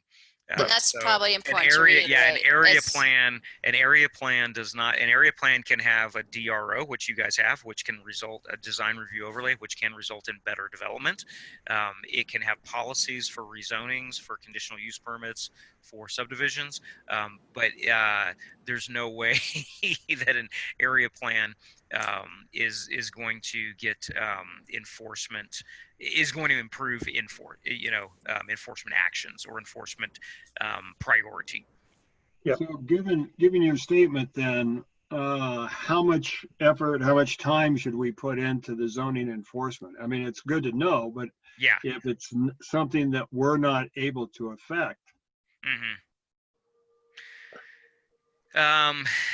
Well, I think understanding how on the back end, the unhappy end of zoning, how it can be enforced. I think it's important for citizens to understand that. I think, let me know what you think, Melissa, but I'm sure a code enforcement presentation, the basics of code enforcement, what a committee member would like to know about how code enforcement works, can easily be presented in 15-20 minutes tops. I think it's a matter of expectations and making Exactly. clear what the committee can expect and what the community can expect by way of zoning enforcement. But to Rob's point, I think it also, because Elizabeth does have a lot of basic numbers about what are her primary enforcement calls, if you will. Like we know, for instance, just from talking to her, she gets a lot of calls out in the Valley area for camping, illegal camping, things like that. So, and that might just be helpful, I think, to understand briefly, what the trend is. And then if there's anything that can be pointed to in Doney Park, because, the reality is that zoning is enforced on a complaint basis. So, in Doney Park, there may be some trend that we don't know about that she could enlighten us on. So, maybe we can just have a conversation. She's got a couple more weeks in our department, and she said she's got pictures and she could help us put together some slides if she's not actually available to present.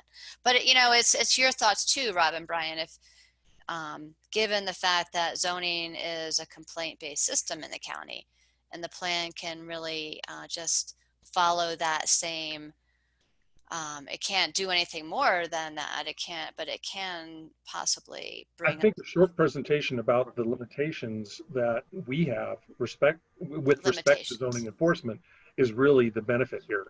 Not that we should include a bunch of zoning enforcement stuff in our plan, but so that we all understand what the limitations are. Because I'm looking at your list here, there are 6 items. We did 4 tonight. There's no way we're doing 6. Oh no, these are possible. This is pretty much for the future. Pick and choose what we want to hear about, like 3 or 4, and then we're getting near the end, because honestly, the Flagstaff Regional Plan, activity centers, and build out, that's where we start getting into the real specific details about Doney Park. We're not doing presentations. This is when the committee is starting to do some work and understand. When I was mentioning the vacant parcel data and looking at how that will, possibly be developed, that's when we can really start talking about policies. And then the visioning exercise, the modifies strengths, weakness, opportunities exercise. These are topics of conversation for the committee. This is not all going to happen in one meeting. Good. No, that would be a day-long meeting. Well, yeah, I'm glad to hear you say that. But what I was mentioning here is really the only presentation that's actually confirmed is the dark skies and lighting. Zoning enforcement, because of the transition, we'll need to figure out plan B on having that limitation presentation made. And then Horseman's Lodge, I kept on the list because I'll talk with her again. Last time I talked with her, she wanted to reschedule that presentation, and she made the point that they have been instructed not to use Zoom. I'm hoping that maybe their IT department has changed their mind, because Zoom has put in more security measures. So it's still on. I'm still pursuing getting her to present to the committee if they're willing to, but it's a bit of a moving target. Sure. Okay. Yeah, so I can email you this list, and then you two can maybe talk and think more, because these are not 100%. I don't understand, I guess, the question of what we're doing right now. Are we trying to decide what should be on the agenda for the next meeting? That was a good, that was my hope, was we could take a look at this and understand that the only topic that is confirmed is the first one, possibly zoning and enforcement. Okay, I would, my vote is all of those belong in a meeting in the future. But until you can confirm, and I don't think any more than about 3 topics per meeting seem to work well, as evidenced tonight. I tend to agree. I mean, tonight was a long meeting. It did have some overlap in the topics, but we did have some presenters who went a bit longer and a bit more outside of our region than what I thought was what we needed.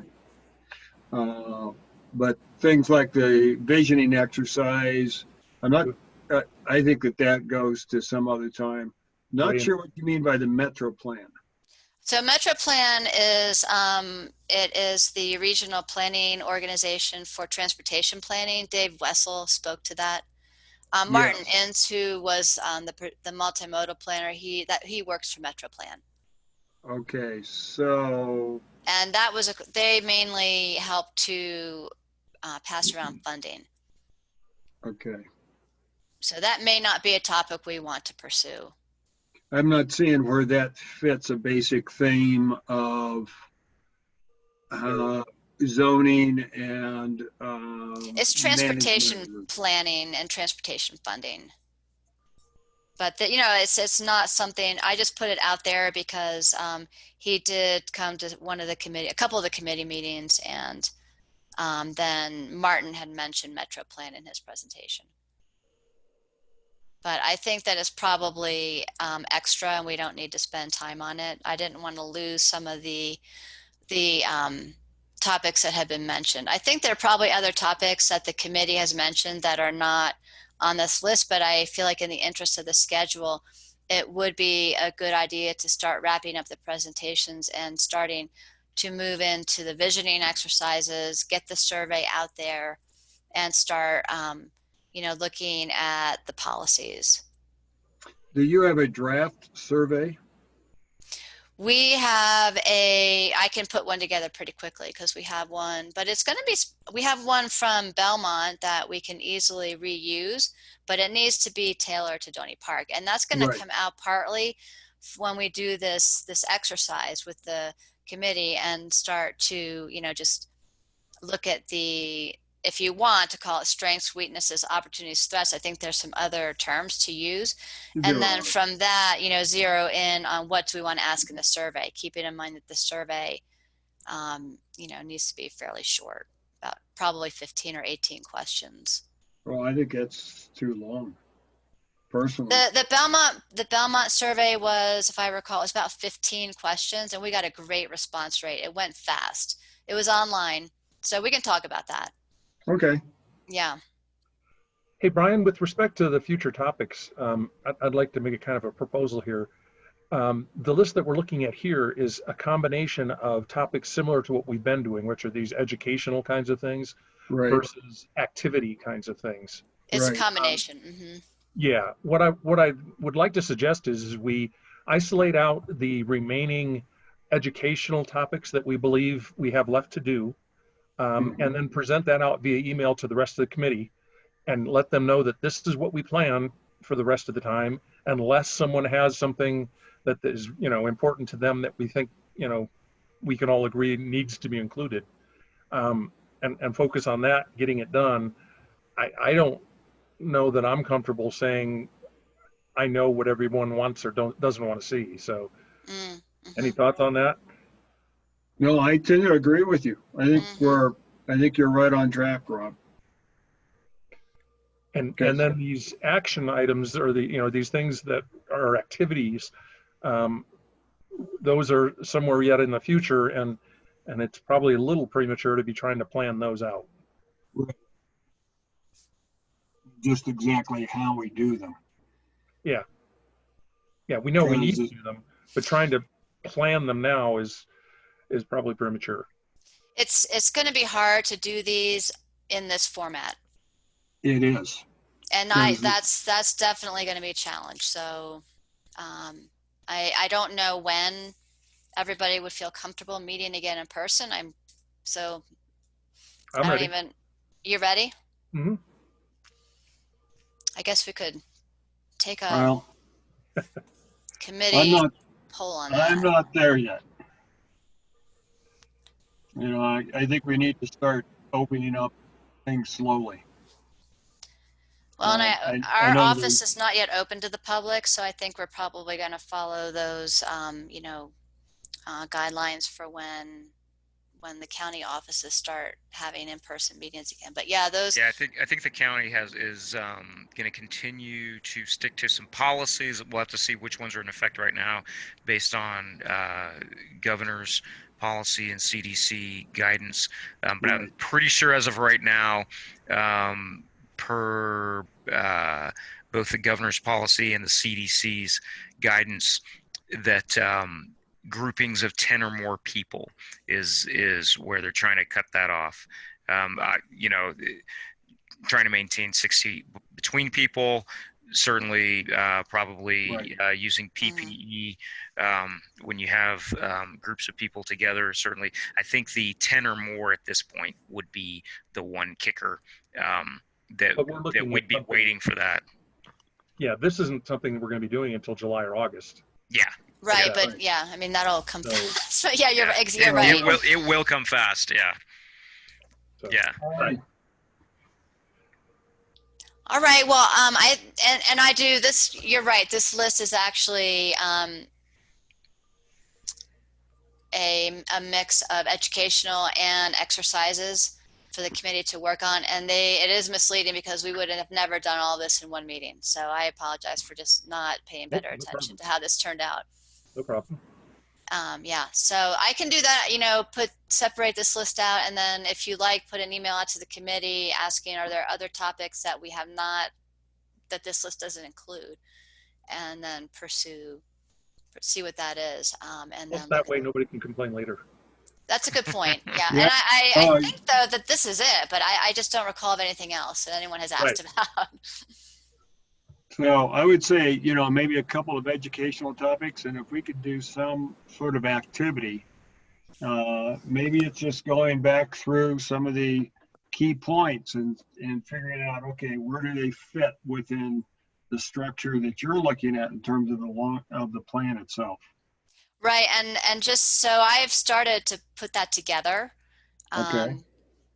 And in terms of capturing the key points and actually putting them in that sort of visioning exercise that would utilize the SWOT tool. So maybe that's the other piece of next month. Is a presentation from you on what you just spoke on. We can do that. Okay. So it might be a matter of keeping the educational topics to 2. Oh, Yeah. Who's that? That's Fluffy. Yeah. That is a big dog there. No, she's on my lap. Anyway, I didn't mean to interrupt. Keep going. That's okay. No, that's a good distraction. Believe me, my dog's behind me asleep right now. Yeah, so maybe just in interest of not burning everybody out, just keeping the educational topics to dark skies and lighting and zoning enforcement. And then I'll do a presentation on this visioning exercise, which will utilize the SWOT tool, so we can actually start to really recap what we've heard, pull out the issues, look at the opportunities, look at our assets, and start building our vision. And then we can, out of those, pull out survey questions. It may be at some point, if we continue in this format, meeting online, helpful to break the group into smaller cadres. Have you done that with Zoom? I haven't, but what I'm suggesting is that, I'm not saying it will work this way, but we just split the group in half or maybe in 3 sections, and then those sections would have like 5 people and they work on a certain aspect, or they work on the same aspect as the other groups, and then we come back and see where things are overlapping. Are you thinking in the Zoom format or in a? I'm thinking in the Zoom format. And, yeah, and I know there is a way to divide people into rooms. I haven't done that yet, but we could figure it out. Okay. You know, we're in a meeting, we go into different rooms, and then we come back. Okay. It's just an idea, because if we try to have a group discussion with 20 people, it's not going to work. I agree. So, well. All right. Well, I will work on this, and I will definitely get you my presentation way ahead of time. Okay, so that won't be an issue. You know, one other thought is perhaps letting people know that maybe they have a specific time limit, you know. I did. I did. I'm sure you do. And okay. Yeah, I know. Include those times on the agenda so everybody sees it. Hold them accountable. I did. I know. It's just, yeah. How do you? Thank Sorry. you for that. I do totally appreciate where you're coming from. I was the same way. We kept on time in terms of when we went from one topic to the next, but it still got to be a little long. And it's okay. You know, and I think you'll find, and Belmont Commit Group had similar, I guess, growing pains, if you will. But in the end, it was really beneficial because, you know, all this is whether or not it's superfluous, we're learning to weed out what is not appropriate for the plan.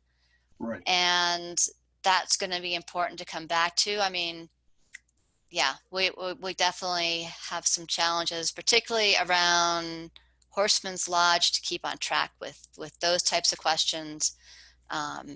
You know, air quality from burns out of the area. We can't do anything about that in the area plan. Right. I get it. So, I mean, it's good information, and that's the other side of it, is giving. I mean, people are interested. People are giving, you know, spending their time with us, and you know, I do respect that. So when people have questions, because people don't always get an opportunity to engage with, you know, government experts on these topics. So the flip side of the coin is to give people time to ask these questions that may not seem relevant to what we're doing, but in the end, we will come back to what's relevant to the plan. So, yeah. Every presenter should include their contact information at the end of their presentation so people can feel free to contact them later with those questions. Well, that's a really good point, and we haven't been doing that. Although I have the contact information. Yeah. So, yeah, you're right, because, yeah. Well, I think I'm headed to the sack. I think it's time to say goodnight. Yep. All right. Thank you, everybody. Thank you so much, you guys. Hi, guys. Thanks, Melissa. You're welcome. Have a good evening, and take care of yourself. You too. Take care. Bye. Bye.